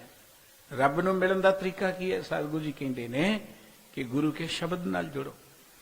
ਗੁਰੂ ਕੇ ਸ਼ਬਦ ਨਾਲ ਜੁੜਨ ਦਾ ਅਰਥ ਇਹ ਨਹੀਂ ਕਿ ਮੈਂ 31 ਵਾਰੀ ਪੜ੍ਹਿਆ ਤੇ ਜੁੜ ਗਿਆ, 51 ਵਾਰੀ ਪੜ੍ਹਿਆ ਤੇ ਜੁੜ ਗਿਆ। ਗੁਰੂ ਕੇ ਸ਼ਬਦ ਨਾਲ ਜੁੜਨ ਦਾ ਅਰਥ ਹੈ ਕਿ ਜੋ ਗੁਰੂ ਕਹਿ ਰਹੇ ਨੇ ਸ਼ਬਦ ਨਹੀਂ, ਉਹਨੂੰ ਸਮਝੋ। ਗੁਰੂ ਕਹਿੰਦਾ ਹੈ ਨੇਕ ਕਿਰਤ ਕਰੋ, ਆਪਣੀ ਚੰਗੀ ਕਿਰਤ ਕਰਨੀ, ਇਹ ਹੈ ਗੁਰੂ ਸ਼ਬਦ ਨਾਲ ਜੁੜਨਾ। ਗੁਰੂ ਕਹਿੰਦਾ ਹੈ ਕਿ ਝੂਠ ਨਾ ਬੋਲੋ, ਝੂਠ ਨਾ ਬੋਲਣਾ ਹੈ ਗੁਰੂ ਕੇ ਸ਼ਬਦ ਨਾਲ ਜੁੜਨਾ। ਗੁਰੂ ਕਹਿੰਦਾ ਕਿਸੇ ਦਾ ਹੱਕ ਨਾ ਮਾਰੋ, ਬੇਈਮਾਨੀ ਨਾ ਕਰੋ, ਬੇਈਮਾਨੀ ਨਾ ਕਰਨਾ ਹੈ ਗੁਰੂ ਕੇ ਸ਼ਬਦ ਨਾਲ ਜੁੜਨਾ। ਗੁਰੂ ਕਹਿੰਦਾ ਕਿਸੇ ਦੀ ਨਿੰਦਾ ਨਾ ਕਰੋ, ਨਾ ਸੁਣੋ, ਨਿੰਦਾ ਨਾ ਕਰਨਾ ਹੈ ਗੁਰੂ ਕੇ ਸ਼ਬਦ ਨਾਲ ਜੁੜਨਾ, ਪੜ੍ਹਨਾ ਨਹੀਂ। ਜੋ ਗੁਰੂ ਸਾਹਿਬ ਜੀ ਨੇ ਕਿਹਾ ਉਹਨੂੰ ਜਦੋਂ ਅਸੀਂ ਸਮਝਾਂਗੇ, ਸਮਝੋ ਅਸੀਂ ਗੁਰੂ ਸ਼ਬਦ ਨਾਲ ਜੁੜ ਗਏ। ਤੇ ਸਤਿਗੁਰੂ ਜੀ ਕਹਿੰਦੇ ਜਿਹੜਾ ਗੁਰੂ ਕੇ ਸ਼ਬਦ ਨਾਲ ਜੁੜ ਗਿਆ, ਸਤਿਗੁਰੂ ਕੇ ਭਾਣੇ ਜੋ ਚਲੇ, ਜਿਹੜਾ ਗੁਰੂ ਕੇ ਸ਼ਬਦ ਨਾਲ ਜੁੜ ਗਿਆ ਉਹਨੂੰ ਅੰਮ੍ਰਿਤ ਮਿਲ ਗਿਆ। ਅੰਮ੍ਰਿਤ ਕੀ ਹੈ? ਤੁਹਾਡੇ ਅੰਦਰ ਦਇਆ, ਤੁਹਾਡੇ ਅੰਦਰ ਪਿਆਰ, ਤੁਹਾਡੇ ਅੰਦਰ ਸੰਤੋਖ, ਤੁਹਾਡੇ ਅੰਦਰ ਨਿਮਰਤਾ, ਇਹ ਨੇ ਰੱਬੀ ਗੁਣ, ਇਹ ਆ ਗਏ ਤੁਹਾਡੇ ਅੰਦਰ। ਫਿਰ ਕੀ ਹੋਏਗਾ? ਹਰ ਛੇਤੀ ਰਲਿਆ। ਜਿਹੜਾ ਬੰਦਾ ਗੁਰੂ ਕੇ ਸ਼ਬਦ ਦੇ ਅਨੁਸਾਰ ਚੱਲਦਾ ਹੈ, ਸਤਿਗੁਰੂ ਜੀ ਕਹਿੰਦੇ ਤੇ ਰੱਬ ਵਿੱਚ ਲਿਵਲੀਨ ਹੋ ਜਾਂਦਾ ਹੈ। ਗੁਰੂ ਤੇਗ ਬਹਾਦਰ ਸਾਹਿਬ ਜੀ ਦਾ ਇੱਕ ਪਵਿੱਤਰ ਬਚਨ ਅਸੀਂ ਪੜ੍ਹਦੇ ਕਿ ਗੁਰ ਕਿਰਪਾ ਜੇ ਨਰ ਕੋ ਕੀਨੀ ਤੇ ਇਹ ਜੁਗਤ ਪਛਾਨੀ, ਨਾਨਕ ਲੀਨ ਭਇਓ ਗੋਬਿੰਦ ਸਿਓ, ਜਿਉ ਪਾਣੀ ਸੰਗ ਪਾਣੀ। ਜਿਹਦੇ ਤੇ ਗੁਰੂ ਦੀ ਬਖਸ਼ਿਸ਼ ਹੋ ਗਈ, ਉਹਨੂੰ ਜੁਗਤ ਆ ਗਈ, ਤਰੀਕਾ ਆ ਗਿਆ, ਢੰਗ ਆ ਗਿਆ। ਹਰ ਕੰਮ ਦੀ ਕੋਈ ਜੁਗਤ ਹੁੰਦੀ ਹੈ। ਰੱਬ ਨੂੰ ਮਿਲਣ ਦੀ ਵੀ ਇੱਕ ਜੁਗਤ ਹੈ, ਉਹ ਹੈ ਕਿ ਤੁਹਾਨੂੰ ਜੀਉਣ ਦੀ ਜੁਗਤ ਆ ਜਾਏ। ਉਹ ਗੁਰਬਾਣੀ ਸਾਨੂੰ ਜੀਵਨ ਜੁਗਤ ਹੀ ਦਿੰਦੀ ਹੈ। ਇਸ ਕਰਕੇ ਸਤਿਗੁਰੂ ਜੀ ਕਹਿੰਦੇ ਜਿਨ੍ਹਾਂ ਨੂੰ ਗੁਰੂ ਪਾਸੋਂ ਇਹ ਦਾਤ ਮਿਲ ਗਈ, ਉਹ ਤੇ ਪ੍ਰਮਾਤਮਾ ਚ ਇਵੇਂ ਮਿਲ ਗਏ ਜਿਵੇਂ ਪਾਣੀ ਚ ਪਾਣੀ ਮਿਲ ਜਾਂਦਾ। ਹੁਣ ਇੱਕ ਗਲਾਸ ਦਾ ਪਾਣੀ ਦੂਜੇ ਗਲਾਸ ਚ ਪਤਾ ਹੀ ਨਹੀਂ ਲੱਗਦਾ ਕਿਹੜਾ ਕਿਹੜਾ ਸੀ, ਉਹਨੂੰ ਵੱਖਰੇ ਨਹੀਂ ਕੀਤਾ ਜਾ ਸਕਦਾ। ਇਵੇਂ ਮਨੁੱਖ ਪ੍ਰਮਾਤਮਾ ਚ ਇਵੇਂ ਲਿਵਲੀਨ ਹੋ ਜਾਂਦਾ ਹੈ, ਅਭੇਦ ਹੋ ਜਾਂਦਾ ਹੈ, ਜਿਵੇਂ ਪਾਣੀ ਪਾਣੀ ਵਿੱਚ ਅਭੇਦ ਹੋ ਜਾਂਦਾ ਹੈ। ਸਤਿਗੁਰੂ ਜੀ ਕਹਿੰਦੇ ਜਿਹੜਾ ਗੁਰੂ ਕੇ ਭਾਣੇ ਵਿੱਚ ਚੱਲਦਾ ਹੈ ਉਹ ਪ੍ਰਮਾਤਮਾ ਚ ਰਲ ਗਿਆ। ਜਮ ਕਾਲ ਜੋ ਨਾ ਸਕਈ, ਘਟ ਚਾਨਣ ਬੱਲਿਆ। ਜਮ ਕਾਲ ਦਰਥ ਹੈ ਮੌਤ, ਮੌਤ ਦਾ ਡਰ। ਆਪਾਂ ਦੇਖਦੇ ਹਰ ਬੰਦਾ ਅੰਦਰੋਂ ਡਰਿਆ, ਹਰ ਮਨੁੱਖ ਦੇ ਮਨ ਚ ਇਹ ਕਿਤੇ ਨਾ ਕਿਤੇ ਡਰ ਬੈਠਾ, ਕਿਤੇ ਮਾਰੀ ਨਾ ਜਾਈਏ ਅਸੀਂ, ਕਿਤੇ ਮੌਤ ਹੀ ਨਾ ਆ ਜਾਏ ਸਾਨੂੰ। ਮੌਤ ਤਾਂ ਜਦੋਂ ਆਉਣੀ ਹੈ, ਆਉਣੀ ਆਉਣੀ ਹੈ, ਉਹਨੂੰ ਕੋਈ ਰੋਕ ਨਹੀਂ ਸਕਦਾ, ਉਹਨੂੰ ਕੋਈ ਟਾਲ ਨਹੀਂ ਸਕਦਾ, ਉਹਨੂੰ ਕੋਈ ਖਤਮ ਨਹੀਂ ਕਰ ਸਕਦਾ। ਲੇਕਿਨ ਮਨੁੱਖ ਦੇ ਮਨ ਅੰਦਰ ਮੌਤ ਦਾ ਡਰ ਪਹਿਲਾਂ ਹੀ ਬੈਠਾ ਹੋਇਆ। ਸਾਰੀ ਜ਼ਿੰਦਗੀ ਬੰਦਾ ਪਤਾ ਨਹੀਂ ਕਿੰਨੀ ਵਾਰੀ ਮਰਦਾ ਹੈ, ਮੌਤ ਤੋਂ ਕਿੰਨਾ ਡਰਦਾ ਹੈ। ਸਤਿਗੁਰੂ ਜੀ ਕਹਿੰਦੇ ਜਦੋਂ ਮਨੁੱਖ ਪਰਮਾਤਮਾ ਦੇ ਪਿਆਰ 'ਚ ਜੁੜ ਗਿਆ, ਉਹਦੀ ਪਹਿਚਾਣ ਕੀ ਹੈ? ਕਿਉਂਕਿ ਕੋਈ ਡਾਕਟਰ ਦੀ ਪਹਿਚਾਣ ਕੀ ਹੈ ਕਿ ਉਹ ਕਿਸੇ ਨੂੰ ਦਵਾਈ ਦੇਵੇ ਤੇ ਲੋਕੀ ਤੰਦਰੁਸਤ ਹੋ ਜਾਂਦੇ ਸੀ, ਕਹਿੰਦੇ ਡਾਕਟਰ ਸਿਆਣਾ ਹੈ, ਇਹ ਡਾਕਟਰ ਹੈ। ਕਿਸੇ ਤੰਦਰੁਸਤ ਬੰਦੇ ਦੀ ਪਹਿਚਾਣ ਕੀ ਹੈ? ਉਹਦੇ ਉੱਠਣ ਬੈਠਣ ਤੋਂ ਅਸੀਂ ਅੰਦਾਜ਼ਾ ਲਾਉਂਦੇ ਤੰਦਰੁਸਤ ਹੈ, ਚੰਗਾ ਸਰੀਰਕ ਤੌਰ ਤੇ ਇਹ ਰਿਸ਼ਟ-ਪੁਸ਼ਟ ਹੈ, ਤੰਦਰੁਸਤ ਹੈ। ਕੋਈ ਬੰਦਾ ਹੋਏ ਬਿਮਾਰ, ਉੱਠਿਆ ਉਹਦੇ ਕੋਲ ਜਾਏ ਨਾ ਕਹੇ ਜੀ ਮੈਂ ਭਲਵਾਨ ਆ, ਅਸੀਂ ਕਹਾਂਗੇ ਭਲਵਾਨ ਹੈ, ਉੱਠੇ ਨਹੀਂ ਜਾਂਦਾ। ਭਲਵਾਨ ਲਫ਼ਜ਼ ਲਾਉਣ ਨਾਲ ਕੋਈ ਭਲਵਾਨ ਨਹੀਂ ਬਣ ਜਾਏਗਾ, ਉਹ ਤੇ ਉਹਦੀ ਸਰੀਰਕ ਕਿਰਿਆ ਤੋਂ ਪਤਾ ਲੱਗੇਗਾ ਇਹ ਭਲਵਾਨ ਹੈ। ਹੁਣ ਸੰਤ ਲਗਾਉਣ ਨਾਲ ਕੋਈ ਸੰਤ ਨਹੀਂ ਬਣ ਜਾਏਗਾ, ਉਹ ਤੇ ਉਹਦੇ ਕਰਮਾਂ ਤੋਂ ਪਤਾ ਲੱਗੇਗਾ ਇਹ ਸੰਤ ਹੈ ਕਿ ਨਹੀਂ ਹੈ। ਉਹਦੀ ਜ਼ਿੰਦਗੀ ਦੀ ਕਿਰਿਆ ਤੋਂ ਪਤਾ ਲੱਗੇਗਾ, ਉਹਦੇ ਬੋਲ ਚਾਲ ਤੋਂ ਪਤਾ ਲੱਗੇਗਾ, ਉਹਦੇ ਵਿਹਾਰ ਤੋਂ ਪਤਾ ਲੱਗੇਗਾ ਕਿ ਇਹ ਸੰਤ ਹੈ ਜਾਂ ਨਹੀਂ ਹੈ।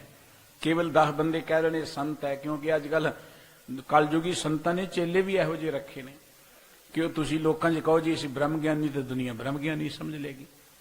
ਬਹੁਤ ਸਾਰੇ ਰੱਖੇ ਹੋਏ ਨੇ ਇਹੋ ਜਿਹੇ ਏਜੰਟ ਆਪਣੇ ਸਮਾਜ ਦੇ ਵਿੱਚ ਬਣਾਏ ਨੇ, ਲੋਕਾਂ 'ਚ ਪ੍ਰਚਾਰ ਹੋ ਕੇ ਅਸੀਂ ਬੜੇ ਕਰਨੀ ਵਾਲੇ ਤੇ ਦੁਨੀਆ ਕਹੇ ਜੀ ਕਰਨੀ ਵਾਲੇ ਨੇ।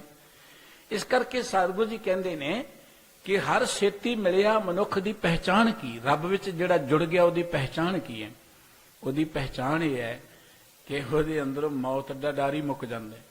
ਹੁਣ ਅਖਵਾਵਾਂ ਮੈਂ ਸੰਤ ਤੇ 50 ਕੋ ਬਾਡੀਗਾਰਡ ਨਾਲ ਹੀ ਫਿਰਾਂ, ਫਿਰ ਕਹੇ ਜੀ ਮੈਂ ਸੰਤ ਹਾਂ। ਹੁਣ ਸੰਤ ਨੂੰ ਵੀ ਜੇ ਬਾਡੀਗਾਰਡਾਂ ਦੀ ਲੋੜ ਹੈ, ਬਾਬਾ ਨਾਨਕ ਜੀ ਤਾਂ ਇਕੱਲੇ ਮੱਕੇ ਮਦੀਨੇ ਚਲ ਗਏ, ਕੋਈ ਬਾਡੀਗਾਰਡ ਨਹੀਂ ਉਹਨਾਂ ਦੇ ਨਾਲ। ਹਾਲਾਂਕਿ ਮੱਕੇ ਮਦੀਨੇ ਜਾ ਕੇ ਬਚ ਆਉਣ ਦਾ ਕੋਈ ਤਰ੍ਹਾਂ ਰਸਤਾ ਨਹੀਂ ਹੈ, ਗੈਰ ਮੁਸਲਮਾਨ ਬੰਦਾ ਉੱਥੋਂ ਜਾਏ ਤਾਂ। ਗੁਰੂ ਨਾਨਕ ਸਾਹਿਬ ਗਏ, ਗੁਰੂ ਨਾਨਕ ਸਾਹਿਬ ਜੀ ਹਰਿਦੁਆਰ ਇਕੱਲੇ ਚਲੇ ਗਏ, ਭਾਵੇਂ ਕਿੰਨੀ ਵਿਰੋਧਤਾ ਸਹਿਣੀ ਪਈ, ਕੋਈ ਬਾਡੀਗਾਰਡ ਨਹੀਂ ਨਾਲ ਲੈ ਗਏ। ਲੇਕਿਨ ਅਖਵਾਏ ਕਿ ਮੈਂ ਕੋਈ ਧਾਰਮਿਕ ਹਾਂ, ਅੱਗੇ ਪਿੱਛੇ ਉਹਦੇ ਪੁਲਿਸ ਹੀ ਫਿਰਦੀ ਰਹੇ, ਉਹ ਧਾਰਮਿਕ ਥੋੜੇ। ਉਹ ਤੇ ਧਰਮ ਦੇ ਨਾਂ ਤੇ ਸਿਰਫ ਲੋਕਾਂ ਨੂੰ ਗੁੰਮਰਾਹ ਕਰ ਰਹੇ ਹੈ, ਧਰਮ ਦੇ ਨਾਂ ਤੇ ਦੁਕਾਨ ਚਲਾ ਰਹੇ ਹੈ। ਇਸ ਕਰਕੇ ਸਤਿਗੁਰੂ ਸਾਹਿਬ ਜੀ ਕਹਿੰਦੇ ਨੇ ਕਿ ਜਿਹੜਾ ਗੁਰੂ ਕੇ ਭਾਣੇ ਵਿੱਚ ਚੱਲਿਆ ਉਹਦੀ ਪਹਿਚਾਣ ਇਹ ਹੈ, ਰੱਬ ਚ ਵਿਲੀਨ ਹੋ ਜਾਂਦਾ ਹੈ। ਉਹਦੀ ਪਹਿਚਾਣ ਇਹ ਹੈ ਕਿ ਉਹਨੂੰ ਅੰਦਰੋਂ ਮੌਤ ਦਾ ਡਰ ਮਿਟ ਜਾਂਦਾ ਹੈ। ਦੇਖੋ ਜਦੋਂ ਮੌਤ ਆਉਣੀ ਉਹਨੂੰ ਕੋਈ ਟਾਲ ਨਹੀਂ ਸਕਦਾ। ਗੁਰੂ ਕੀ ਬਾਣੀ ਇਹ ਗੱਲ ਕਹਿੰਦੀ ਹੈ ਕਿ ਜਦੋਂ ਰੱਬ ਦਾ ਹੁਕਮ ਹੋ ਜਾਏ ਨਾ, ਬਹੁ ਯਤਨ ਕਰਤਾ ਬਲਵੰਤਕਾਰੀ ਸੇਵੰਤ ਸੂਰਾ ਚਤੁਰ ਦਿਸੈ। ਬੜਾ ਬਲਵਾਨ ਬੰਦਾ, ਬਚਨ ਦੇ ਬੜੇ ਸਾਧਨ ਬਣਾਏ ਹੋਣ, ਬੜੇ ਬੜੇ ਬਾਡੀਗਾਰਡ ਉਹਦੇ ਆਸੇ ਪਾਸੇ ਹੋਣ। ਹੁਵੰਤ ਆਗਿਆ ਭਗਵਾਨ ਪੁਰਖੇ ਨਾਨਕ ਕੀਟੀ ਸਾਸ ਅਕਰਖਤ ਹੈ। ਰੱਬ ਦਾ ਹੁਕਮ ਹੋ ਜਾਏ ਨਾ, ਇੱਕ ਵੱਡੀ ਨਿੱਕੀ ਜੀ ਕੀੜੀ ਵੀ ਸਾਹ ਖਿੱਚ ਲੈਂਦੀ ਹੈ। ਉੱਥੇ ਕੋਈ ਗੋਲੀ ਦੀ ਲੋੜ ਨਹੀਂ, ਬੰਬ ਦੀ ਲੋੜ ਨਹੀਂ, ਨਿੱਕੀ ਜੀ ਕੀੜੀ ਵੀ ਮੌਤ ਦਾ ਕਾਰਨ ਬਣ ਸਕਦੀ ਹੈ। ਤੇ ਜੇ ਰੱਬ ਨੇ ਬਚਾਉਣਾ ਤੇ ਕੋਈ ਉਸ ਦੀ ਵਾਲ ਨੂੰ ਵਿੰਗਿਆ ਨਹੀਂ ਕਰ ਸਕਦਾ। ਇਸ ਕਰਕੇ ਸਤਿਗੁਰੂ ਸਾਹਿਬ ਜੀ ਕਹਿੰਦੇ ਉਹਦੇ ਅੰਦਰ ਮੌਤ ਦਾ ਡਰ ਕੱਟਿਆ ਜਾਂਦਾ ਹੈ। ਘੱਟ ਚਾਨਣ ਬਲਿਆ, ਉਹਦੇ ਅੰਦਰ ਪ੍ਰਗਾਸ ਹੋ ਜਾਂਦਾ ਹੈ, ਉਹਦੇ ਹਿਰਦੇ ਵਿੱਚ ਚਾਨਣ ਹੋ ਜਾਂਦਾ ਹੈ, ਪਰਮਾਤਮਾ ਦੀ ਸੋਝੀ ਹੋ ਜਾਂਦੀ ਹੈ। ਨਾਨਕ ਬਖਸ਼ ਮਿਲਾਇਨ ਫਿਰ ਗਰਭ ਨਾ ਗਲਿਆ। ਸਤਿਗੁਰੂ ਸਾਹਿਬ ਜੀ ਕਹਿੰਦੇ ਵਾਹਿਗੁਰੂ ਜੀ ਬਖਸ਼ਿਸ਼ ਕਰਕੇ ਉਹਨੂੰ ਆਪਣੇ ਚ ਮਿਲਾ ਲੈਂਦਾ ਹੈ। ਉਹ ਜਨਮ ਮਰਨ ਦੇ ਗੇੜ ਤੋਂ ਮੁਕਤ ਹੋ ਜਾਂਦਾ ਹੈ, ਉਹ ਪਰਮਾਤਮਾ ਵਿੱਚ ਵਿਲੀਨ ਹੋ ਜਾਂਦਾ ਹੈ। ਸਤਿਗੁਰੂ ਸੱਚੇ ਪਾਤਸ਼ਾਹ ਜੀ ਨੇ ਗੁਰੂ ਕੀ ਮਹਿਮਾ ਗਾਇਨ ਕਰਦੇ ਆ ਕਿ ਗੁਰੂ ਅੰਮ੍ਰਿਤ ਦੇ ਨਾਲ ਭਰਪੂਰ ਹੈ, ਪਰ ਇਹ ਅੰਮ੍ਰਿਤ ਉਹਨਾਂ ਨੂੰ ਮਿਲਦਾ ਜਿਹੜੇ ਸ਼ਬਦ ਨਾਲ ਜੁੜਦੇ ਨੇ, ਜਿਹੜੇ ਗੁਰੂ ਕੀ ਬਾਣੀ ਚੱਲਦੇ ਨੇ, ਉਹ ਪਰਮਾਤਮਾ ਚ ਵਿਲੀਨ ਹੋ ਜਾਂਦੇ ਨੇ। ਉਹਨਾਂ ਦੇ ਅੰਦਰੋਂ ਮੌਤ ਦਾ ਡਰ ਮਿਟ ਜਾਂਦਾ ਹੈ, ਉਹ ਅੰਦਰੋਂ ਪ੍ਰਕਾਸ਼ਮਨ ਹੋ ਕੇ ਪਰਮਾਤਮਾ ਦਾ ਰੂਪ ਬਣ ਜਾਂਦੇ ਨੇ। ਸਤਿਗੁਰੂ ਨਾਨਕ ਸਾਹਿਬ ਜੀ ਨੇ ਕਿਹਾ ਸੀ ਕਿ ਉਹਨਾਂ ਦੀ ਜ਼ਿੰਦਗੀ ਤ੍ਰਿਗ ਹੈ, ਜਿਹੜੇ ਰੱਬ ਦੇ ਨਾਂ ਨੂੰ ਹੀ ਵੇਚੀ ਜਾਂਦੇ ਨੇ, ਰੱਬ ਦੇ ਨਾਂ ਤੇ ਕਮਾਈਆਂ ਕਰੀ ਚਲੇ ਜਾਂਦੇ ਨੇ। ਉਹਨਾਂ ਦੀ ਜ਼ਿੰਦਗੀ ਤ੍ਰਿਗ ਹੈ, ਜਿਹੜੇ ਆਪਣੀ ਅਕਲ ਨੂੰ ਆਪ ਹੀ ਗਵਾਈ ਚਲੇ ਜਾਂਦੇ ਨੇ। ਸਤਿਗੁਰੂ ਗੁਰੂ ਅੰਗਦ ਦੇਵ ਜੀ ਨੇ ਕਿਹਾ ਸੀ ਕਿ ਪੂਰਨ ਪੁਰਖ ਦੀ ਪਹਿਚਾਣ ਇਹ ਹੈ ਕਿ ਉਹ ਪਰਮਾਤਮਾ ਦੇ ਪਿਆਰ ਜੁੜ ਕੇ ਪਰਮਾਤਮਾ ਚ ਵਿਲੀਨ ਹੋ ਕੇ ਰੱਬੀ ਗੁਣਾਂ ਨਾਲ ਸ਼ਿੰਗਾਰਿਆ ਜਾਏ। ਨਹੀਂ ਤਾਂ ਸਤਿਗੁਰੂ ਜੀ ਕਹਿੰਦੇ ਬਹੁਤ ਸਾਰੇ ਇਹੋ ਜਿਹੇ ਅਸਾਧ ਨੇ ਧਰਮ ਦੀ ਦੁਨੀਆ 'ਚ, ਜਿਹੜੇ ਦੇਖਣ ਨੂੰ ਲੱਗਦੇ ਨੇ ਪਰ ਅਧੂਰੇ ਨੇ। ਜਿਵੇਂ ਸਰੀਰਕ ਤੌਰ ਤੇ ਅਧੂਰਾ ਬੰਦਾ ਪ੍ਰਵਾਨ ਨਹੀਂ ਹੈ, ਇਵੇਂ ਗੁਣਾਂ ਦੇ ਪੱਖ ਤੋਂ ਅਧੂਰਾ ਬੰਦਾ ਵੀ ਰੱਬ ਦੇ ਦਰ ਤੇ ਪ੍ਰਵਾਨ ਨਹੀਂ। ਸਤਿਗੁਰੂ ਜੀ ਮਿਹਰ ਕਰਨ, ਗੁਰੂ ਕੇ ਇਹ ਪਾਵਨ ਬਚਨ ਸਾਡੇ ਹਿਰਦਿਆਂ 'ਚ ਵਸਣ। ਇੰਨੀਆਂ ਬੇਨਤੀਆਂ ਪ੍ਰਵਾਨ ਕਰਨੀਆਂ, ਭੁੱਲ ਚੁੱਕ ਦੀ ਖਿਮਾ ਬਖਸ਼ ਦੇਣੀ ਜੀਓ। ਪਿਆਰ ਸਤ ਸਾਰੇ ਹੀ ਬੁਲਾਓ। ਵਾਹਿਗੁਰੂ ਜੀ ਕਾ ਖਾਲਸਾ, ਵਾਹਿਗੁਰੂ ਜੀ ਕੀ ਫਤਿਹ।